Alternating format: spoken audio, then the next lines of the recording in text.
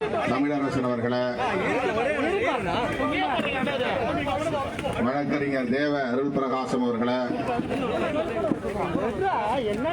Sooka ஆதவன் அவர்களே,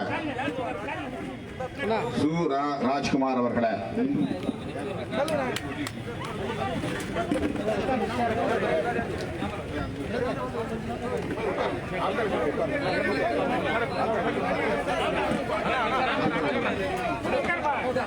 மற்றும் கட்சியின் மாநில பொறுப்பாளர்கள் சூகா விடுதலை செழியன் அவர்களே,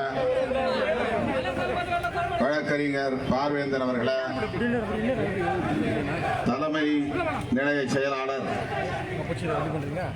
பாலசிங்கம் அவர்களே, மக்கள் மன்றத்தின் ஒருங்கிணைப்பாளர் மதிப்பிற்குரிய தோழர் மகேஷ் அவர்களே, மற்றும் நமது கட்சியின் மாவட்ட ஒன்றிய நகர பேரூர் நிர்வாகிகளே, மக்கள் மன்ற தோழர்களே, தோழமை இயக்கங்களை சார்ந்த நண்பர்களே, திரளாக கூடியிருக்கும் என் உயிரின் உயிரான விடுதலை சிறுத்தைகளே, உங்கள் அனைவரும் என்ன பாட்டு மைக்கு கிட்ட நிக்காதீங்கன்னா மைக்கு கிட்ட தான் நிற்பீங்க. இந்த உயர் தான் சொல்றீங்க. உட்காருங்களா போய் என்னைக்கு தான் உட்கார போறீங்க? எதுக்கு பண்ணிக்கிறீங்க? மழையில ஏன் நிக்கிறீங்க? நல்லரசு நாற்காலி போட்டு உட்காருப்பா, நாற்காலி போட்டு உட்காருங்க. அங்க பின்னால நாற்காலி அடுக்கி வச்சிருக்காங்க பாருங்க, எடுத்து போட்டு உட்காருங்க. தம்பி வாய்ப்பு உள்ளவங்க எடுத்து போட்டு உட்காருங்க. போய் எடுங்க. எவ்வளவு நாற்காலி அடுக்கி கிடக்கு பாருங்க. ஏங்க பார்வேந்தன் உங்க கூட வந்து அந்த தொண்டர் பொறுப்பாளர் போய் அங்க போட சொல்ல, நாற்காலி எடுத்து போட சொல்லுங்க. எதுக்கு இங்க மேடை சுத்தி நின்று இருக்கிறீங்க? நாற்காலி எடுத்து போட்டு சைட்ல நாற்காலி எடுத்து போடுங்க. இந்த நாற்காலியில் உட்காரணும் தம்பி. ஏன் தம்பி அங்க நிக்கிறீங்க? நீங்க ஆர்ப்பாட்டத்தை வந்தவங்க தானே? ஆர்ப்பாட்டத்தை வந்தது தானே? நம்ம வேடிக்கை பார்க்க வந்த மாதிரி நம்ம இருக்கிறீங்க. நாற்காலியில் உட்காருங்களாப்பா.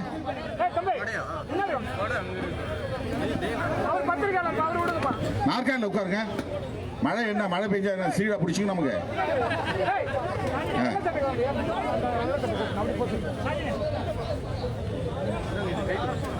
இந்த மேடையை சுத்தி யாரும் நிக்காதீங்க. உங்களுக்கு உட்கார விருப்பம் இல்லைன்னா நீங்க போங்க, வீட்டுக்கு போங்க.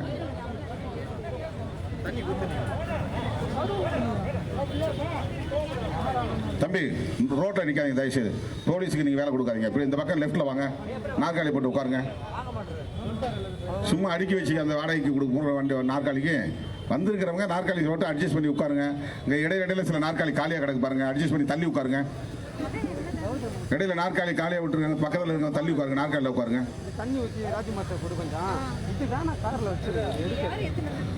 காஞ்சிபுரம் செங்கல்பட்டு மாவட்டங்களின் பொறுப்பாளர்கள் காஞ்சி பாசறை செல்வராஜ் அவர்களே, செங்கை தமிழரசன் அவர்களே, வழக்கறிஞர் தேவ அருள் பிரகாசம் அவர்களே, சூகா ஆதவன் அவர்களே, சூரா ராஜ்குமார் அவர்களே, மாநில பொறுப்பாளர்கள், கட்சியின் மாநில நிர்வாகிகள், சூகா விடுதலை செழியன் அவர்களே, வழக்கறிஞர் பார்வேந்தன் அவர்களே, மதியழகன் அவர்களே, கட்சியின் தலைமை நிலைய செயலாளர் பாலசிங்கம் அவர்களே,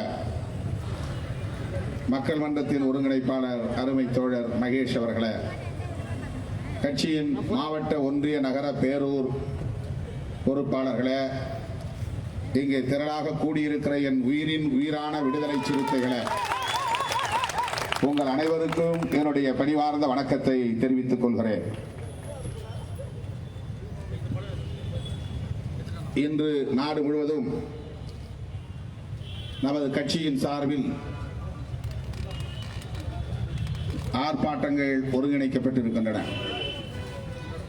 அனைத்து மாவட்ட தலைநகரங்களிலும் இந்த ஆர்ப்பாட்டம் நடைபெற்றுக் கொண்டிருக்கிறது. அருமை தோழர்களே, போஸ்ட் மெட்ரிக் ஸ்காலர்ஷிப் 10ஆம் வகுப்புக்கு பின்னர் மேல் படிப்பு படிக்க விரும்பும் படிக்கிற மாணவர்களுக்கு கல்வி உதவித்தொகை வழங்கப்பட்டு வருகிறது. இந்த உதவித்தொகை புரட்சியாளர் அம்பேத்கர் அவர்கள் பிரிட்டிஷ் ஆட்சி காலத்தில் பெற்று தந்த உதவித்தொகையாகும். 1944 வெள்ளையர்கள் இந்த நாட்டை ஆண்டு கொண்டிருந்த காலத்தில் ஏழை எளிய மாணவர்கள், குறிப்பாக SC/ST மாணவர்கள் கல்வி பெறுவதற்கு பொருளாதாரம் ஒரு தடையாக இருக்கிறது.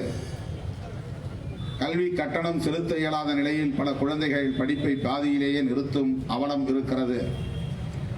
ஆகவே படிப்பை பாதியிலேயே நிறுத்தும் அவலத்தை தடுக்க அந்த மாணவ செல்வங்கள் 10ஆம் வகுப்புக்கு மேல் தொடர்ந்து படிக்கக்கூடிய வகையில் உதவித்தொகை வழங்க வேண்டும் என்று வெள்ளையர்களுக்கு, அன்றைக்கு நாட்டை ஆண்டு கொண்டிருந்த ஆங்கிலேயர்களுக்கு கடிதம் எழுதினார். அதன் அடிப்படையில் அன்றைக்கு தொடர்ந்து வழங்கப்பட்டு வருகிற உதவித்தொகையின் பெயர் தான் போஸ்ட் மெட்ரிக் ஸ்காலர்ஷிப். மெட்ரிக் என்றால் 10ஆம் வகுப்பு, மெட்ரிகுலேஷன் என்றால் 10ஆம் வகுப்பு வரையில் படிக்கக்கூடிய ஒரு பள்ளிக்கு பெயர். போஸ்ட் மெட்ரிக் என்றால் 10ஆம் வகுப்புக்கு பின்னர் பெறுகிற உதவித்தொகை என்று பெயர். இது புரட்சியாளர் அம்பேத்கர் அவர்களின் முயற்சியால் வென்றெடுக்கப்பட்ட ஒரு உதவித்தொகை. நாம் எல்லாம் சிசுவாக கூட உருவாகாத காலத்தில் நமக்காக முன்கூட்டியே சிந்தித்து நம்முடைய எதிர்காலம் ஒளிமயமாக அமைய வேண்டும் என்பதற்காக தொலைநோக்கு பார்வையோடு சிந்தித்து வெள்ளையர்களிடம் பெற்றெடுத்த உதவித்தொகைதான் இந்த போஸ்ட் மெட்ரிக் ஸ்காலர்ஷிப். இந்த நேரத்தில் நாம் புரட்சியாளர் அம்பேத்கர் அவர்களுக்கு நன்றி செலுத்த கடமைப்பட்டிருக்கிறோம். நாம் எல்லாம் வெள்ளை சட்டை போட்டிருக்கிறோம் என்றால், கல்லூரி வரையில் படிக்க முடிந்தது என்றால் அதற்கு வழிவகுத்த கோமகன் மகான் புரட்சியாளர் அம்பேத்கர் அவர்கள் என்பதை நாம் மறந்துவிடக் கூடாது. வெள்ளையர்களை பொறுத்தவரையில் கல்வி, சுகாதாரம், மருத்துவம் ஆகியவற்றை மக்களுக்கு வழங்க வேண்டும் என்பதில் எந்த தயக்கமும் அவர்களுக்கு கிடையாது. வெள்ளையர்கள் இந்த நாட்டை ஆண்டது அந்நியன் எப்படி நாட்டை ஆளலாம் என்று கேள்வி எழுப்புவதில் நியாயம் இருக்கிறது. இன்னொரு நாட்டை சார்ந்தவன் நம்முடைய நாட்டை ஆளுவது கூடாது என்கிற அந்த கருத்து சரி. ஆனால் அந்த வெள்ளைக்காரன் மட்டும் இங்கே வராமல் இருந்திருந்தால் காலம் காலமாக ஒடுக்கப்பட்டு கிடந்த மக்கள் கல்வியை பெற்றிருக்க முடியாது, சுகாதாரம் கிடைத்திருக்காது, மருத்துவம் கிடைத்திருக்காது. பன்றி தொழுவத்தை விட மோசமான முறையிலே மக்களின் குடியிருப்புகள் இருந்தன. அந்த குடியிருப்பு பகுதிகளை சுத்தம் செய்யவோ, அவர்களுக்கு அடிப்படை வசதிகளை செய்து தரவோ இந்த சனாதன சக்திகள் விரும்பவில்லை. காலம் காலமாக தலைமுறையாக அது நீடித்தது.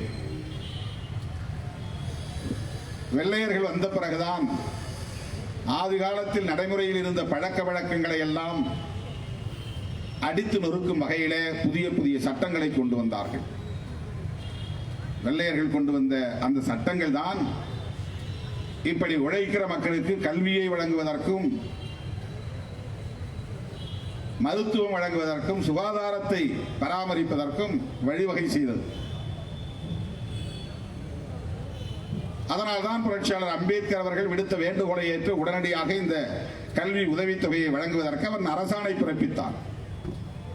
எந்த நாட்டு மக்களாக இருந்தாலும், யாராக இருந்தாலும் உழைக்கிற மக்கள் கல்வி பெற வேண்டும், அப்போதுதான் அவர்கள் வெளிச்சத்தை பெற முடியும் என்கிற நம்பிக்கையை கொண்டவன் வெள்ளைக்காரன். எனவே புரட்சியாளர் அம்பேத்கருடைய கோரிக்கையை உடனே ஏற்றுக்கொண்டார்கள். இன்றைக்கு நாம் கடிதம் எழுதினால் இந்த ஆட்சியாளர்கள் நம்முடைய கடிதத்திற்கு மதிப்பளித்து உடனே எதையாவது செய்வார்களா? நாடு விடுதலை பெற்ற நிலையில் கூட ஒரு மாவட்ட ஆட்சித்தலைவருக்கு நாம் எழுதுகிற கடிதத்தை கூட மாவட்ட ஆட்சித்தலைவர் படித்து பார்க்க வாய்ப்பில்லை, தூக்கி குப்பையிலே போட்டு விடுவார்.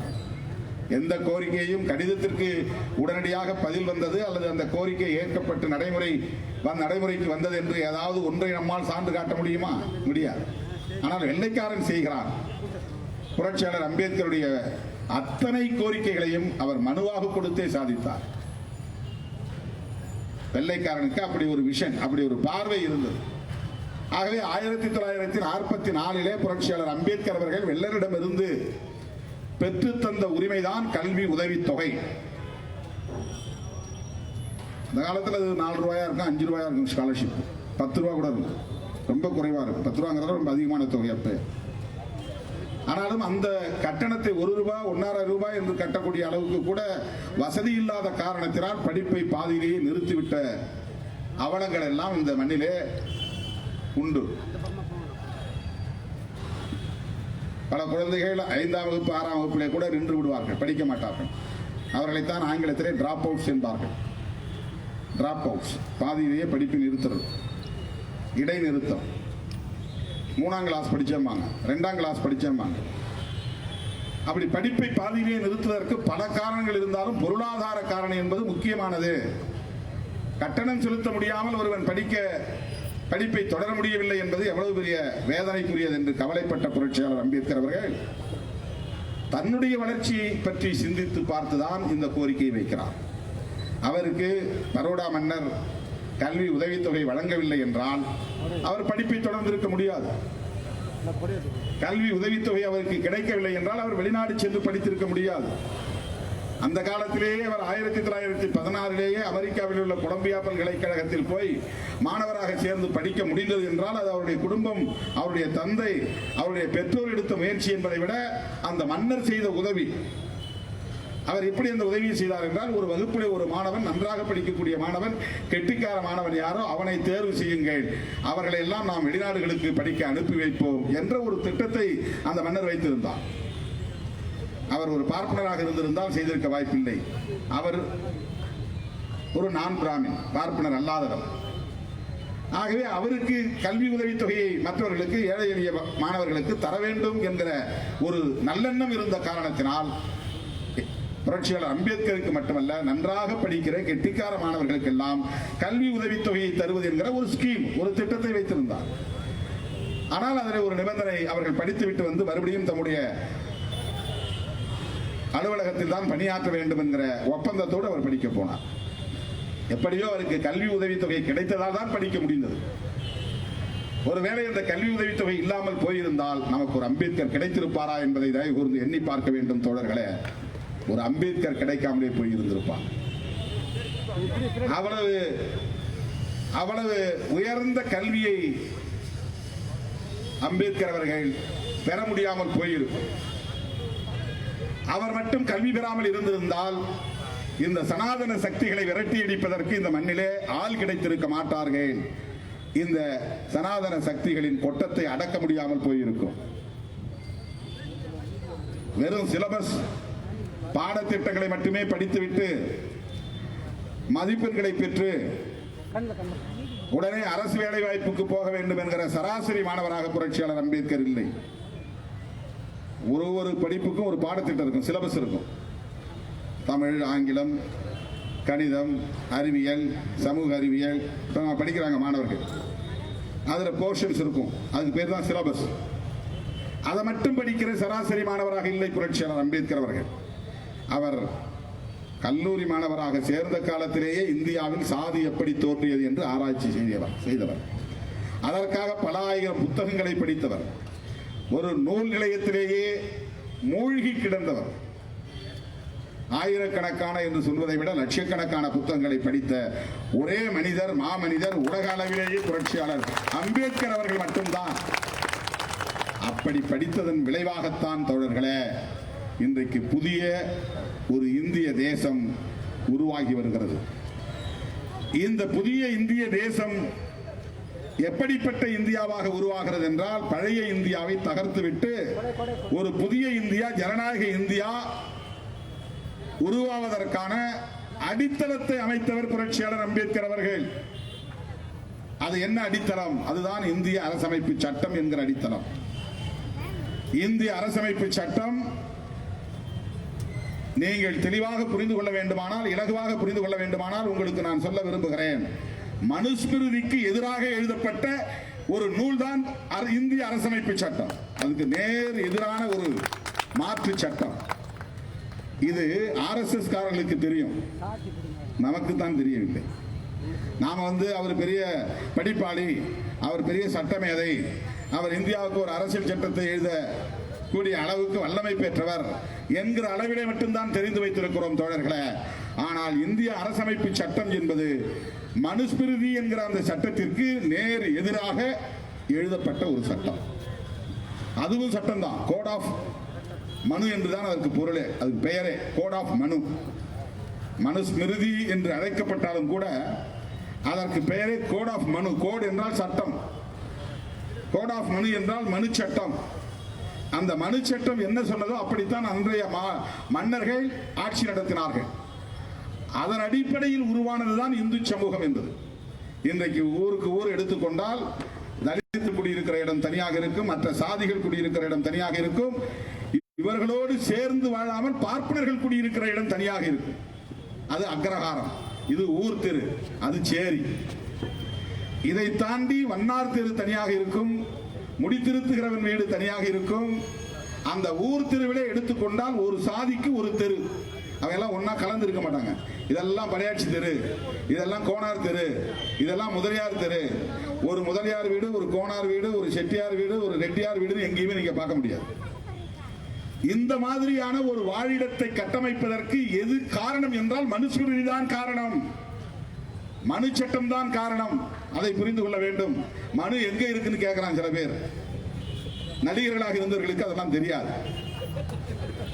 அவர்களுக்கு ஸ்ரீதேவியை பற்றி கேட்டால் சொல்ல தெரியும், ஸ்ரீபிரியாவை பற்றி கேட்டால் சொல்ல தெரியும், அல்லது புதிதாக வருகிற நடிகைகளை பற்றி கேட்டால் சொல்ல தெரியும். யாரையும் நான் குறைத்து மதிப்பிடவில்லை. ஆனால் மனு எங்கே இருக்கிறது என்று ஒருவன் இந்தியாவில் இருந்து கேட்டால் அவனை போல ஒரு அறியாமையில் இருக்கிறவன் வேறு எவனும் இருக்க முடியாது. கடுமையாக சொல்ல வாய் வந்தது, நான் மாற்றிவிட்டேன். ஏன்னா மனுதான் இன்றைக்கு இந்திய சமூக கட்டமைப்பை உருவாக்குவதற்கு அடிப்படை காரணம். அதனால் தான் இன்றைக்கும் சாதி ஆணவ கொலைகள் நடக்கிறது. சாதி விட்டு சாதி திருமணம் செய்யக்கூடாது, சாதி கலப்பு ஏற்படக்கூடாது, மதம் விட்டு மதம் திருமணம் செய்யக்கூடாது, மத கலப்பு ஏற்பட்டு விடக்கூடாது, வர்ணம் விட்டு வர்ணம் திருமணம் செய்து கொள்ளக்கூடாது, வர்ண கலப்பு ஏற்பட்டு விடக்கூடாது, பார்ப்பன பெண்ணும் இன்னொரு வர்ணத்தை சார்ந்தவருடைய ஆணும் திருமணம் செய்து கொள்ளக்கூடாது, வர்ண கலப்பு ஏற்பட்டு விடக்கூடாது. அந்த மாதிரி நடந்தால் என்ன தண்டனை என்பதை எழுதி வைத்திருக்கிற சட்டம் தான் மனு சட்டம். மனு சட்டத்தின் அடிப்படையில் தான் திருமணம் இங்கே நடக்கிறது, மனு சட்டத்தின் அடிப்படையில் தான் ஈமச்சடங்கு நடக்கிறது, மனு சட்டத்தின் அடிப்படையில் தான் கலாச்சார நடவடிக்கைகள் அனைத்தும் இங்கே இருக்கின்றன. சாதிக்குள்ளே சாதிதான் திருமணம் செய்து கொள்ள வேண்டும் என்பது இன்றைக்கும் நடைமுறையில் இருக்கிறதா இல்லையா? அப்படி என்றால் மனு இருக்கிறது என்று பொருள். தனித்தனி வாழிடங்கள் இருக்கின்றனவா இல்லையா? இருக்கிறது. அப்படி என்றால் மனு இங்கே இன்னும் மனு சட்டம் தான் ஆளுகிறது என்று பொருள். தனித்தனியே சுடுகாடு இருக்கிறதா இல்லையா? அப்படி என்றால் மனு சட்டம் தான் இன்றைக்கும் இந்த நாட்டை ஆண்டு கொண்டிருக்கிறது என்று பொருள். விதவை மறுமணம் செய்யாமல் வீட்டிலேயே முடங்கி கிடக்க வேண்டும் என்கிற நிலை இன்றைக்கும் தொடர்கிறதா இல்லையா? அப்படி என்றால் மனு சட்டம் இங்கே இன்னும் நீடிக்கிறது என்று பொருள். விதவையாய் இருப்பவள் பொட்டு வைக்கக்கூடாது, பூ வைக்கக்கூடாது, வெள்ளைப்புடையை உடுத்த வேண்டும் என்கிற நடைமுறை இன்றைக்கும் நடைமுறையில் இருக்கிறதா இல்லையா? அப்படி என்றால் மனு சட்டம் இருக்கிறது என்று பொருள். விதவை மறுமணம் செய்யக்கூடாது. உடன்கட்டை ஏறுகிற வழக்கம் இருந்தது, மனு சட்டம் தான் சொல்லுகிறது. அந்த உடன்கட்டை ஏறுகிற வழக்கம், பாலியல் விவாகம் என்கிற வழக்கம் இன்றைக்கு ஒழிக்கப்பட்டு விட்டது என்றாலும் கூட வட இந்திய மாநிலங்களில் ஆங்காங்கே இருக்கத்தான் செய்கிறது. உடன்கட்டை ஏறுதல் என்றால் கணவன் செத்து போனா பொண்டாட்டி உயிரோடு இருந்தாலும் அந்த கட்டையிலேயே அவரையும் ஏற்றி கொடுத்து விடுவார்கள். ஏன்னா புருஷனுக்கு பின்னால பொண்டாட்டி அவருடைய மனைவி இங்க இருந்தா அவ உத்தமையா இருக்க வாய்ப்பு இல்லை, அவ பத்தினியா வாழ முடியாது. அதனால புருஷனோடவே சேர்ந்து அவளை கொளுத்திட்டா பத்தினியா வாழ்ந்து மறைந்தால், புருஷனுக்காகவே உயிர் துறந்தால் என்று அவளுக்கு சதிமாதா என்று கோயில் கட்டுவார்கள். அதனால்தான் சதி வழக்கம் என்று அதற்கு பெயர், சதி வழக்கம். இவை அனைத்தும் மனு தர்மம் இங்கே நிலைநாட்டியது தோழர்களே. இப்படி சொல்லிக்கொண்டே போகலாம். இந்து சமூகத்தின் ஒவ்வொரு அசைவிலும் மனு தர்மத்தின் ஆதிக்கம் மேலோங்கி இருக்கிறது. மனு சட்டத்தால் இங்கே ஆட்சி செய்து கொண்டிருக்கிறது. 1990 நாட்டை ஆளுவது சட்டமா சாதியமா என்கிற ஒரு பட்டிமன்றத்தை விடுதலை சிறுத்தைகளின் சார்பில் நடத்தினோம். சாதியமா என்றால் மனு தர்மம், சட்டமா என்றால் அரசமைப்பு சட்டம். ஆக அரசமைப்பு சட்டம் இன்றைக்கு நடைமுறையில் இல்லை, வெறும் அரசியல் களத்தில் மட்டும்தான் இருக்கிறது. தேர்தல் நடத்த, நாடாளுமன்ற உறுப்பினரை தேர்ந்தெடுக்க, சட்டமன்ற உறுப்பினரை தேர்ந்தெடுக்க, நாடாளுமன்றத்தில் விவாதிக்க, பிரதமரை தேர்ந்தெடுக்க, இதற்குத்தான் அரசமைப்பு சட்டம் பயன்படுகிறதே தவிர உண்மையில் அரசமைப்பு சட்டத்தின்படி சாதி ஒழிந்து விட்டது. ஆனால் சமூகத்தில் சாதி ஒழிந்து விட்டதா? அரசமைப்பு சட்டத்தின்படி தீண்டாமை இருக்கக்கூடாது, ஆனால் உண்மையிலே சமூகத்தில் தீண்டாமை இல்லாமல் இருக்கிறதா? அரசமைப்பு சட்டத்தின்படி அனைவரும் சமம், உண்மையிலே அனைவரும் சமம் என்று இந்த சமூகத்தில் இருக்கிறதா? உயர்வு தாழ்வு இல்லையா? மேல் சாதி கீழ் சாதி என்கிற வேறுபாடு இல்லையா? இதுவெல்லாம் தொடர்வதற்கு காரணம் இந்த நாட்டை இன்றைக்கும் ஆண்டு கொண்டிருப்பது மனு தர்மம் தான். அந்த மனு தர்மம் என்கிற மனு நூலுக்கு எதிராக, மனு சட்டத்திற்கு எதிராக ஆழ்ந்து சிந்தித்து புரட்சியாளர் அம்பேத்கர் எழுதிய சட்டம் தான் அரசமைப்பு சட்டம். RSS தலைமையிலே சங் பரிவார் அரசு தான் இங்கே நடைபெற்றுக் கொண்டிருக்கிறது. இது பிஜேபி அரசு அல்ல. பிஜேபி என்பது RSS உடைய ஒரு அரசியல் பிரிவு. அவர்களின் செயல் திட்டங்களுள் முக்கியமானது இந்திய அரசமைப்பு சட்டத்தை தூக்கி எறிய வேண்டும் என்பதுதான். அந்த மனு சட்டம் இன்னொன்றை சொல்லுகிறது. அதை சொல்வதற்காகத்தான் நான் வந்தேன். சூத்திரர்கள் படிக்க கூடாது, படித்தால் காதிலே ஈயத்தை காய்ச்சி ஊற்ற வேண்டும் என்று சொல்லுவது மனு தர்மம், மனு சட்டம். சூத்திரர்கள் என்றால் இன்றைக்கு தங்களை சத்திரியர்கள் என்று சொல்லிக் கொள்கிறார்களே, அவர்கள்தான் தமிழ்நாட்டை பொறுத்தவரையில் சூத்திரர்கள். ஆனால் அவர்கள் யாரும் தங்களை சூத்திரர்கள் என்று ஒத்துக்கொள்ள மாட்டார்கள்.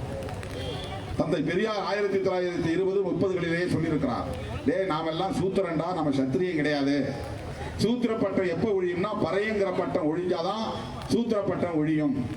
எனவே நமக்கு எதிராகத்தான் பார்ப்பனர்கள் இங்கே ஆட்சி நடத்தி கொண்டிருக்கிறார்கள். சூத்திரன்னா என்னன்னு விளக்கம் சொன்னார் யார்? தந்தை பெரியார். புரட்சியாளர் அம்பேத்கர் 1927 என்று கருதுகிறேன், டிசம்பர் மாதம் 25ஆம் தேதி மனு தர்ம நூலை, அந்த மனு சட்டத்தை தீ வைத்து கொளுத்தினார். அம்பேத்கரை படித்தால் மனு தர்மம் என்கிற அந்த மனு சட்டம் இங்கே நடைமுறையில் இருக்கிறதா இல்லையா என்பதை அவர்களால் புரிந்து கொள்ள முடியும். அம்பேத்கரை படிக்காதவர்களால் ஒரு காலம் அதனுடைய கொடுமையை புரிந்து கொள்ள முடியாது. ஆகவே படிக்கக்கூடாது என்பதுதான் மனு சொல்லுவது. அதனால்தான் தோழர்களே, இன்றைக்கு பிஜேபி தலைமையில் இருக்கிற மோடி அரசு போஸ்ட் மெட்ரிக் ஸ்காலர்ஷிப்பை மெல்ல மெல்ல குறைத்து இன்றைக்கு 10% ஆக்கிவிட்டார்கள். அவர்கள் இதுவரை 60% கொடுத்துட்டு இருந்தாங்க. அது வெள்ளைக்காரன் திட்டம் தான், புரட்சியாளர் அம்பேத்கர் கொண்டு வந்த திட்டம் தான். நாடு விடுதலை பெற்ற பிறகு அது நடைமுறையில் இருந்தது. ஆனால் 60% மத்திய அரசாங்கமும் 40% மாநில அரசாங்கமும் இணைந்து கொடுத்து வந்த அந்த உதவி தொகையை இப்ப மத்திய அரசு என்ன பண்ணிட்டா, மோடி அரசு, நான் 10% தான் கொடுப்பேன். 10% 100க்கு 10 ரூபா, 1000க்கு 100 ரூபாய், 1 லட்சத்துக்கு 1000 ரூபாய், அதான் 10%. 100க்கு 10 ரூபாய் நான் கொடுப்பேன், 90 ரூபாயை நீ போடு. 90 ரூபாயை போட்டுலாம் இந்த மாணவர்களுக்கு நான் கொடுக்க மாட்டேன்னு எடப்பாடி அடம் பிடிக்கிறார். நான் ஏன் நிதியை எடுத்து கொடுக்கணும்? எவ்வளவு பெரிய கொடுமை இது! மாணவர்களுடைய கல்விக்கு மிக அதிக அளவில் உலகத்திலேயே நிதி ஒதுக்கீடு செய்யக்கூடிய ஒரு நாடு கியூபா என்கிற ஒரு குட்டி நாடு. கியூபா அது ஒரு கம்யூனிஸ்ட் நாடு. அவன் தான் 13% கொடுக்குறான். 13%, 12.9% மொத்த ஜிடிபியில். ஜிடிபினா அந்த நாட்டினுடைய மொத்த தேசிய உற்பத்தி என்று பொருள். எவ்வளவு வரவு வருகிறது, வருமானம் வருகிறது என்பதை தீர்மானிக்கக்கூடிய ஒரு கணக்குக்கு பெயர் ஜிடிபி. அதுல மொத்த வருவாயில, மொத்த உற்பத்தியில 13% கல்விக்கென்று ஒதுக்குகிற உலகத்திலேயே முதல் நாடு கியூபா. இந்தியாவில் எவ்வளவு ஒதுக்குறாங்க தெரியுமா? வெறும் 3%. 100க்கு 3 ரூபாய் கல்விக்கென்று. நான் சொல்றது வெறும் SC/ST கானது இல்ல, கல்வியை மேம்படுத்துவதற்கு அந்த 3% வச்சுதான் பிரைமரி ஸ்கூல் நடத்தணும், மிடில் ஸ்கூல் நடத்தணும், ஹை ஸ்கூல் நடத்தணும், ஹையர் செகண்டரி ஸ்கூல் நடத்தணும், யூனிவர்சிட்டி நடத்தணும், காலேஜஸ், மெடிக்கல் காலேஜ் நடத்தணும், என்ஜினியரிங் காலேஜ் நடத்தணும். எல்லாத்துக்கும் சேர்த்து இவங்க கொடுக்கிற நிதி வெறும் 3%. 100க்கு 3 ரூபாய், வெறும் 100க்கு 3 ரூபாய். எத்தனை லட்சம் கோடி இந்தியாவுடைய வரவு. சாதாரணமா மல்லையாவுக்கு அவன் பேர் என்னன்னு தெரியல, எல்லாம் அந்த ஏர்போர்ட் கடன் வாங்கிட்டு பல ஆயிரம் கோடிகள் லட்சம் கோடிகள் சாதாரணமா தள்ளுபடி பண்ணிட்டு போறோம். நமக்கு 5,000 ரூபாய் கடன் கொடுத்தா 5000 முறை வரான் வீட்டுக்கு தேடி. ஒரு பசுமாட்டு லோன் கொடுத்துட்டு எங்கடா பணம் கொடுக்குற, எங்கடா ஓடி ஒடிகிறன்னு பிடிச்சி அரெஸ்ட் பண்றான். ஆனா அவனுங்கெல்லாம் கடனை வாங்கிட்டு எனக்கு வந்து கட்ட முடியாதுன்னு சொன்ன உடனே வெளிநாட்டுக்கு ஓடிட்டான், தப்பிச்சுட்டான். யார் வீட்டு சொத்து? அவ்வளவு தொகையை அவனுக்கு கொடுத்துட்டு அதை தள்ளுபடி செய்யக்கூடிய அரசாங்கம் ஏன் கல்விக்காக ஒரு 10% ஒதுக்கக்கூடாது? உள்ளபடியே இந்த நாடு வல்லரசாக வேண்டுமானால், இந்த நாட்டில் உள்ள மக்கள் அனைவரும் அறிவுபூர்வமாக வளர வேண்டுமானால் நீ கல்விக்கல்லவா நிதி உதவி செய்ய வேண்டும், கூடுதலாக ஒதுக்கீடு செய்ய வேண்டும். எவ்வளவு கேடுகட்டவர்களின் கைகளில் இந்த ஆட்சி அதிகாரம் சிக்கி கிடக்கிறது. விடுதலை சிறுத்தைகள் இந்தியாவை ஆளக்கூடிய வாய்ப்பை பெருமையானால் ஜிடிபியில் இருந்து 10% கல்விக்கு என்று ஒதுக்குவோம். எடுத்தெடுப்பிலே சொல்ல போனால் 1/3 கல்விக்கு என்று ஒதுக்க வேண்டும். உங்களுக்கு புரிகிறதுக்காக சொல்றேன். நான் கற்பனையில் மிதக்கக்கூடியவன் இல்லை. நாளைக்கு பிரதமராக போறேன், நாளைக்கு முதலமைச்சராக போறேன் அப்படின்னு சொந்த சமூகத்தை ஏமாற்றக்கூடிய நல்ல திருமாவளவன். நாம தான் அடுத்த முதல்வர். நடைமுறைக்கு சாத்தியமே கிடையாது. ஆனா அடுத்த முதல்வர் சொல்லி ஓட்டு வாங்குறதுக்காக ஜனத்தை ஏமாத்துறது. 20% வேணும்னு கேட்கிறார் தலைவர். ஆனா நடைமுறை சாத்தியம் இல்லைங்கிறது அவருக்கு நல்லாவே தெரியும். அதுக்கு வாய்ப்பே இல்லைன்னு முதலமைச்சர் எடப்பாடிக்கும் தெரியும், மோடிக்கும் தெரியும். இதுல என்னன்னா 3 பேருமே நண்பர்கள் தான், ஒரே கூட்டணி. மோடி கூட்டணி, எடப்பாடி கூட்டணி தான். அரசாங்கம் அப்படின்னு கேட்கறத நேராக போய் மனு கொடுத்து, ஏன் நம்ம தான் ஒரே கூட்டணியில் இருக்கிறோம், அரசாங்கம் தான் இருக்கிற, நீ உடனே ஒரு கமிட்டியை போடு அப்படின்னு சொல்லலாம். ஜனங்களை ஏமாத்துறது, சொந்த சாதியை ஏமாத்துறது, சொந்த சாதியை ஏமாத்துறது நடைமுறைக்கு வாய்ப்பே கிடையாது. ஏன்னா உச்ச நீதிமன்றம் 50% இடஒதுக்கீட்டுக்கு மேல போகக்கூடாதுன்னு சொல்றான். 50% மேல போகக்கூடாதுல பிறகு தமிழ்நாட்டுக்குள்ள 69% நடைமுறையில் இருக்குது. ஆனா உண்மை உள்ளபடியே என்னன்னா, ஒரு இடத்துல 100 இடம் தான் பள்ளிக்கூடத்தில் மாணவரை சேர்க்க முடியும்னா 50% ரிசர்வேஷன்ல போகலாம். அல்லது வேலை வாய்ப்பே வச்சுங்க, 50 பேர் வேலை வாய்ப்பு போலாம். 19% வந்து 19 மாணவர்கள் கூடுதலாக சேர்த்துக்குவாங்க ஒவ்வொரு இடத்துலையும். சட்டத்தின்படி 69% கிடையாது. அது அரசாங்கத்தையும் ஏமாற்றக்கூடிய ஒரு வேலைதான். அதுவும் இப்ப உச்ச நீதிமன்றத்தில் வழக்கு இருக்கிறது. 69க்கு மேல 1% கூட உயர்த்த முடியாதுங்கிற நிலை இருக்கு. மேல நீ 20% கேட்டா தமிழ்நாட்டுல மட்டும் 89% வந்துருமா? இவர் கேட்கிறார், ஐயா கேட்கிறார் அப்படின்ட்டு எடப்பாடி கொடுத்துட முடியுமா, அல்லது மோடி கொடுத்துட முடியுமா, அல்லது உச்ச நீதிமன்றம் கொடுத்துருமா? இது நடக்காதுங்கிறதே உங்களுக்கு தெரியும். ஆனா சொந்த சாதியை ஏமாத்தணும். பாரு, ஐயா நமக்காக வந்து குரல் கொடுக்கிறார் பாருங்க, போராடுறாரு பாருங்க. நடைமுறைக்கு சாத்தியமே கிடையாது. அது 69% இருந்து 20% 89% ஆச்சு. அப்புறம் எக்கனாமிக்கலி வீக்கர் செக்ஷனுக்கு 10%, 99% ஆச்சு. அப்ப உச்ச நீதிமன்றத்துடைய தீர்ப்புக்கு நீ மரியாதை கொடுக்க வேண்டாமா? அதை மீறி கொடுத்துட முடியுமா? அப்படி பார்த்தா இன்னைக்கு தமிழ்நாட்டுக்குள்ள தலித்துகளின் மக்கள் தொகை அவனுடைய ஸ்டேட்மெண்ட் பிரகாரம் 20.1% கொடுக்கணும் இடஒதுக்கீடு. போன 2011 சென்சஸ் படி பார்த்தா நீ 19 தான் கொடுக்குற. இன்னும் 1% 2% உயர்த்தி கொடுக்கணும். நடைமுறைக்கு சாத்தியம் இல்லாத ஒரு கோரிக்கையை வைக்கிறார்கள் என்றால் சொந்த சமூகத்தை ஏமாற்றுவதற்கான முயற்சி. சொந்த சமூகத்தை ஏமாற்றுவதற்கான முயற்சி. இப்படி சொல்லிக்கொண்டே போகலாம். ஆகவே இந்த உதவித்தொகையை அவர்கள் நிறுத்துவதற்கு என்ன காரணம்? எடப்பாடியும் தர முடியாதுங்கிறார், மோடியும் தர முடியாதுங்கிறார். நாங்க போய் நிர்மலா சீதாராமன், நானும் ரவிக்குமாரும் போய் மனு கொடுத்தோம். உடனே செய்யறங்க, இது முக்கியமான கோரிக்கை அப்படின்னாங்க. ஆனா அப்புறம் பார்த்தா பார்லிமெண்ட்ல கடந்த காலத்தில் ஒதுக்கின நிதியை விட பாதியா குறைச்சி அலாட்மெண்ட் கொடுக்குறாங்க, அலோகேஷன். இதுக்கு முன்னாடி 10 ரூபா கொடுத்துருந்தாங்கன்னா இப்ப 5 ரூபா கொடுக்குறாங்க. பாதியை குறைச்சிட்டாங்க மொத்த நிதியை. அந்த பட்டியல் எங்க 7,000 கோடிக்கு மேல கொடுத்துக்கிட்டு இருந்ததை 3,000 கோடியா மாத்திட்டாங்க. உங்களை தான் தேடிக்கிட்டே இருக்கிறேன், நீங்க பின்னால் போய் நின்று எப்படி? இதுக்கு 2019 2020 அந்த department social justice and empowerment, அங்க வந்து SC STங்கிற பேர்ல டிபார்ட்மெண்ட் கிடையாது, போர்ட்ஃபோலியோ கிடையாது, சோசியல் ஜஸ்டிஸ் அண்ட் எம்பவர்மெண்ட்ங்கிற பேர்ல வச்சிருக்காங்க. அந்த துறை கேட்ட மொத்த தொகை 7,125 கோடி. ஆனா ஒதுக்கின தொகை 2,927. நாங்க போய் கேட்டது 7,125 கோடி பத்தாது, இன்னும் நீங்க கூடுதலா கொடுக்கணும்னு கேட்டோம். இவன் என்ன பண்ணிட்டான், கொடுத்துக்கிட்டு இருந்த 7,125 கோடியே 3,000 கோடியா குறைச்சிட்டான். 2,927 கோடி, கிட்டத்தட்ட 60% கட். எவ்வளவு பெரிய ஒரு சதி என்பதை புரிந்து கொள்ள வேண்டும். இது வேற ஒன்றும் கிடையாது. அதே ஓபிசி இந்த போஸ்ட் மெட்ரிக் ஸ்காலர்ஷிப் இந்த எஸ்சி பைகளை மட்டும் மற்ற எல்லாம் சொல்லுவாங்க, இதெல்லாம் கோட்டாவில் படிக்கிறாங்க, எல்லாம் ஓசியை படிக்கிறான்ட்டு. அப்படி கிடையாது.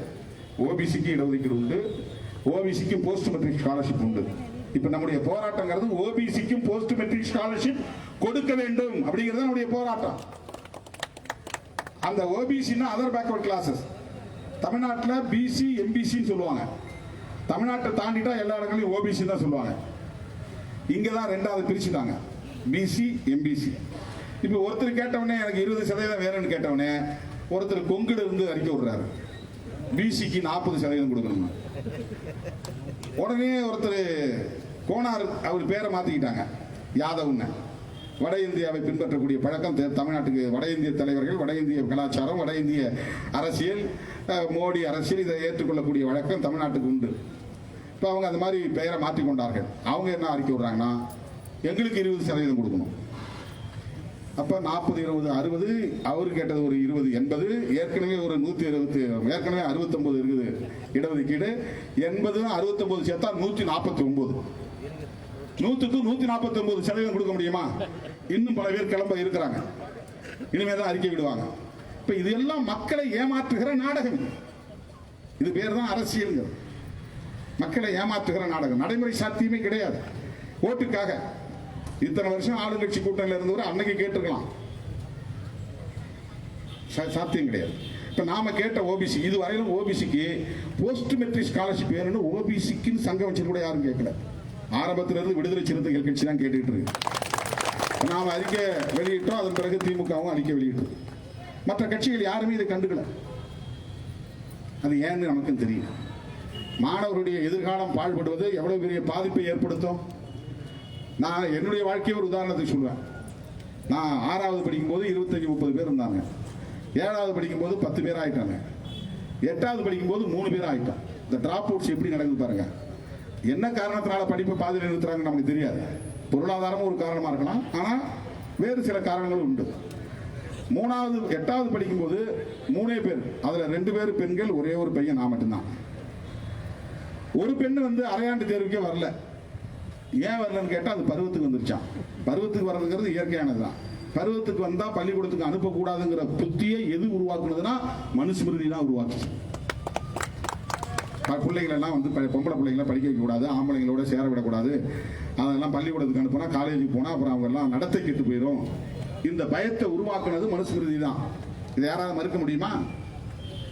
அப்ப ஒரு குழந்தையுடைய எதிர்காலம், நல்ல பள்ளிக்கூடத்தில் வகுப்புல நன்றாக படிக்கக்கூடிய பெண்மணி, ஒரு பாப்பா, அது பருவத்துக்கு வந்ததால் நிறுத்திட்டாங்க. அப்புறம் 2 பேர் ஆகிட்டோம். 3 பேர் அரையாண்டு தேர்வில் 2 பேர் ஆகிட்டோம். அப்புறம் முழாண்டு தேர்வில் 2 பேரும் எழுதி பாஸ் பண்ணோம். அதுக்கு உடனே கல்யாணம் பண்ணி கொடுத்துட்டாங்க. அதுல தப்புனது நான் ஒரு ஆள் தான். அப்புறம் 9வது, 10வது, 11வது. அதனால்தான் இன்னைக்கு சனாதனத்தை கேள்வி எழுப்பக்கூடிய ஒருவனாக நான் உங்கள் முன்னால் நின்று கொண்டிருக்கிறேன். ஒருவேளை நான் படிக்காம இருந்திருந்தா, எனக்கும் பாதியிலே படிப்பை பாதியிலே நிறுத்திருந்தா, நான் யாருக்காவது ஆடு மாடு மேய்ச்சி இருந்திருப்பேன். ஒரு குத்தடிமை வேலை செய்யக்கூடியவனாகத்தான் மாறி இருப்பேன். சனாதன சக்திகளை புரிந்து கொள்ளக்கூடிய ஒரு வல்லமை கிடைத்திருக்கிறது என்றால் தொடர்ந்து படித்ததன் விளைவாகத்தான். அப்ப ஸ்கூல்ல ஹை ஸ்கூல் போகும்போது ஸ்காலர்ஷிப் கொடுக்குறான், ஹாஸ்டலுக்கு அவனே பணம் கட்டுறான். அதை முடிச்ச பிறகு நான் மெட்ராஸ் படிக்கிற துணிச்சல் எனக்கு வருதுன்னா அதுக்கு எது காரணம்? ஸ்காலர்ஷிப் இருந்ததுதான். புரட்சியாளர் அம்பேத்கர் பெற்று தந்த இந்த உதவித்தொகை இருந்ததால் தான். சரி, மெட்ராஸ் போய் அதுவும் பெரிய பெரிய பணக்கார பிள்ளைகள் படித்த, வெள்ளைக்காரர்கள் படித்த, செல்வந்தர் வீட்டு குழந்தைகள் படித்த மாநில கல்லூரியில் மாணவனாக திருமாவளவனால் சேர முடிந்தது என்றால் அங்கே கல்வி கட்டணத்தை கட்டுவதற்கு புரட்சியாளர் அம்பேத்கர் வழிவகுத்து தந்தார். அதனால் தான் படிக்க முடியும். ஆகவே ஓபிசி மாணவர்களுக்கு அந்த துறை, சோசியல் ஜஸ்டிஸ் அண்ட் எம்பவர்மெண்ட் துறை கேட்ட தொகை 2500 கோடி. ஆனா அவன் அலோகேட் பண்ணது 1360 கோடி தான். அதுக்கு எவ்வளவு அவன் கட் பண்ணிட்டான்னா 54%, 54% கட் பண்ணிட்டான். இதை ஏன் செய்யறான்? மோடி அரசாங்கம் ஏன் செய்யுது? அந்த கல்வித்துறை ஏன் செய்யுதுன்னா, அடிப்படையில் இந்த உழைக்கிற மக்களுக்கு கல்வியை தரக்கூடாது என்று சொல்லுவது மனு தர்மம், மனு நீதி, மனு சட்டம், மனுஸ்மிருதி.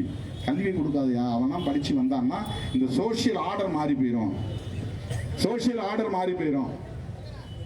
இல்லைன்னா இந்த தெருவில் நீ வந்து சங்கரமடம் இருக்கக்கூடிய தெருவில் கூட்டம் போட முடியுமா? காஞ்சிபுரத்தில் நடக்க முடியுமா? பறையடிக்க முடியுமா? இந்த தெருவில் நின்று நீ மாட்டுக்கறி திங்க முடியுமா? போலீஸ் விடுவானா? இந்த மாற்றத்தை ஏற்படுத்தியது புரட்சியாளர் அம்பேத்கர் எழுதிய அரசமைப்பு சட்டம். எவனும் கேட்க முடியாது. உனக்கு இருக்கிற உரிமை எனக்கு இருக்குன்னு சொல்லுவதற்கு இந்த துணிச்சலை தந்தது புரட்சியாளர் அம்பேத்கர் எழுதிய அரசமைப்பு சட்டம். உரிமையை பற்றி பேசுகிற துணிச்சலை தந்தது. அப்ப படிக்க கூடாது. யார் யார் படிக்க கூடாது? எஸ்சி எஸ்டி மட்டுமல்ல, ஓபிசி மாணவர்களே படிக்க கூடாது என்பதுதான் RSS உடைய திட்டம், சங் பரிவார்களின் திட்டம். அதுதான் மோடி, அமித்ஷா கும்பலின் திட்டம். அதனால்தான் அங்க எரியறதை இழுத்தா கொதிக்கிறது அடங்குங்கிற மாதிரி, கொடுக்கறத நிறுத்தினா படிக்கிறத நிறுத்த முடியும்னு அவன் கணக்கு போடுறான். டிராப் அவுட்ஸ், அந்த இடைநிறுத்தத்தை, அந்த சதவிகிதத்தை பெருக்குவதற்கான முயற்சி.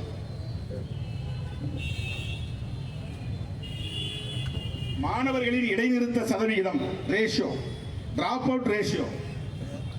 ஒரே உதாரணத்துக்கு எஸ்டி மாணவர்கள் படிச்சிருந்தா இவன் நிறுத்தினதுனால 2016 இருந்து 2017 அவன் படிச்சிருந்தது மொத்தம் 2.03 மில்லியன். 1 மில்லியன்னா 10 லட்சம், 2 மில்லியன்னா 20 லட்சம். பழங்குடி மாணவர்கள் 16-17 கல்வியாண்டுல 20 லட்சம் மாணவர்கள் வந்து பயன்பெற்றாங்க. 2017-18 இவன் கட் பண்ண இவனுடைய உதவித்தொகை நிறுத்த கொஞ்சம் கொஞ்சமா குறைச்சிட்டு வந்ததுனால அவர்கள் படிப்பினுடைய மாணவர்கள் சதவீதம் 1.86 மாறி போச்சு. அதாவது 18 லட்சமா மாறி போச்சு, 20 லட்சமா. இப்ப கிட்டத்தட்ட 2-2.5 லட்சம் பேர் படிப்பை பாதியிலே நிறுத்தினான் ஒரே வருஷத்துல. அந்த 2.5 லட்சம் பேருடைய எதிர்காலம் என்ன ஆகும் யோசிச்சு பாருங்க. ஒரு வருஷத்துக்கு அப்படி 2.5 லட்சம் பேர், 3 லட்சம் பேர் படிப்பை பாதியிலே நிறுத்தக்கூடிய நிலை வந்தால் நீ என்ன வேலைக்கு போகணும்? விவசாயத்தை தான் போகணும். உன்னுடைய குலத்தொழில் தான் நீ நோக்கி போகும். அது குலத்தொழிலை இங்கே நிறுவ வேண்டும், அதுதான் நோக்கம். அதுதான் நேஷனல் எஜுகேஷன் பாலிசி கொண்டு வந்திருக்கிறோம், தேசிய கல்விக் கொள்கை.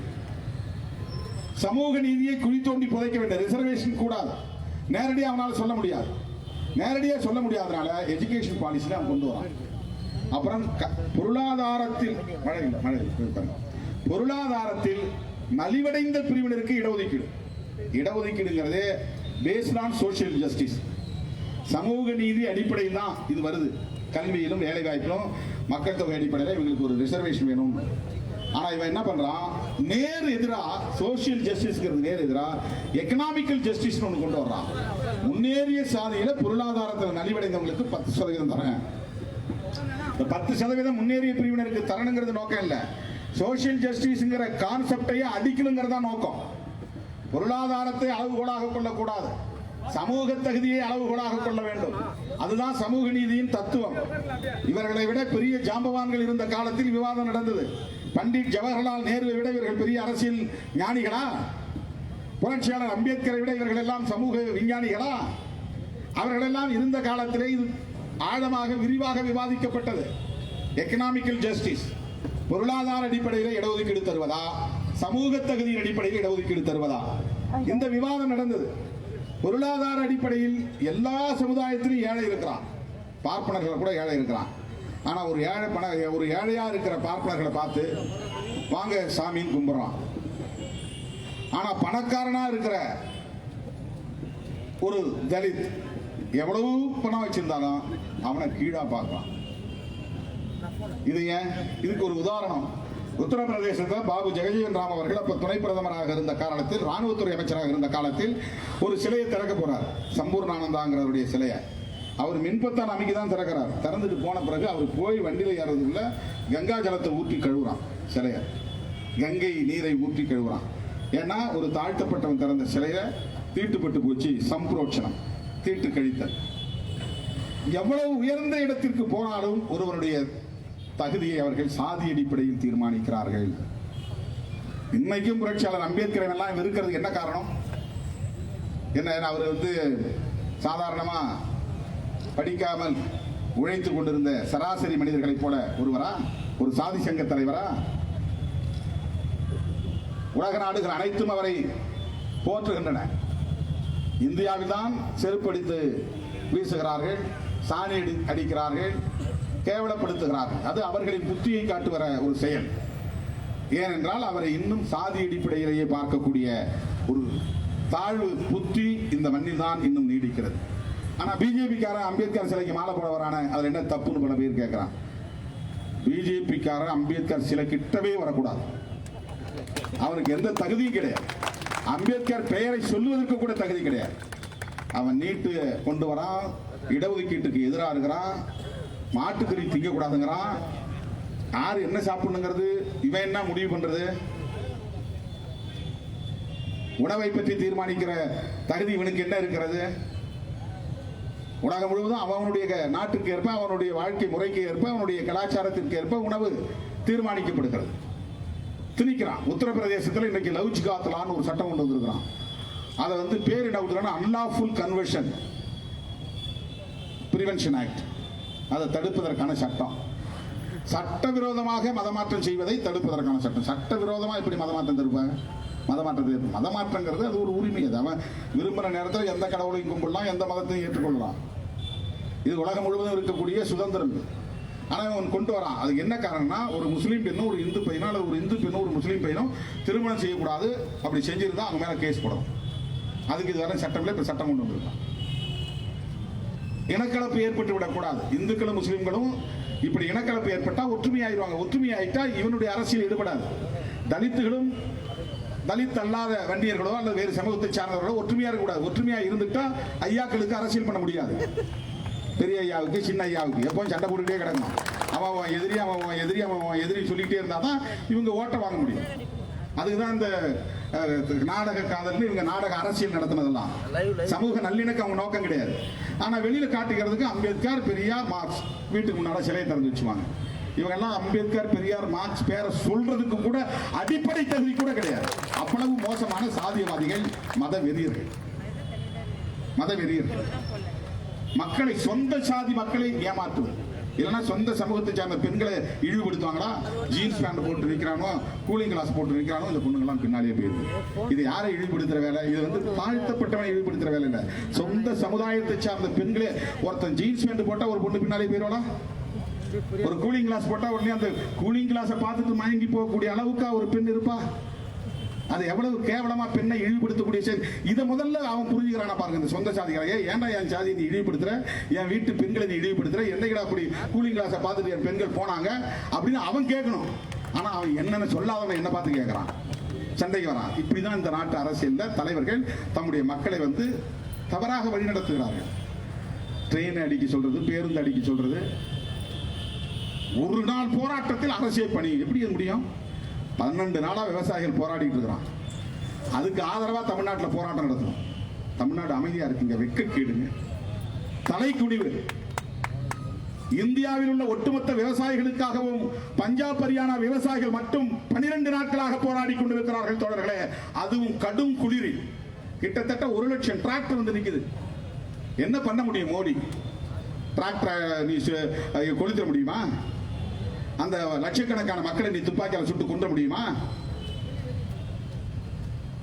அப்படியே செக் வச்சு நின்றாங்க. குரல் வளைய பிடிக்கிற மாதிரி போய் பிடிச்சு நிக்கிறாங்க. மோடியால திணற முடியல, அமித்ஷாவால திணற முடியல. ஒரே கோரிக்கை தான், எந்த கண்டிஷனும் கிடையாது. வேளாண்மை சட்டம் 3 சட்டமா 3 சட்டத்தையும் திரும்ப பெறு. மின்சார சட்டத்தை திரும்ப பெறு. நோ காம்ப்ரமைஸ் சட்டம். உண்ட எந்த சமரசத்துக்கும் இடம் கிடையாது. நீ கொண்டு வந்திருக்கிற இந்த 3 சட்டமும், மின்சார திருத்த சட்டமும் விவசாயத்தையே பாழாக்கக்கூடிய சட்டம், விவசாயிகளை வந்து கார்பரேட்டுகளுக்கு தாரை வார்க்கக்கூடிய சட்டம். இதை எதிர்த்து போராடாம இங்க இருக்கிற சங்கிகளும் இங்க இருக்கிற மூடர்களும் திருமாவளவனை எதிர்த்து போராடிட்டு இருக்கானா, இவன் லெவல் என்னன்னு யோசிச்சு பாருங்க.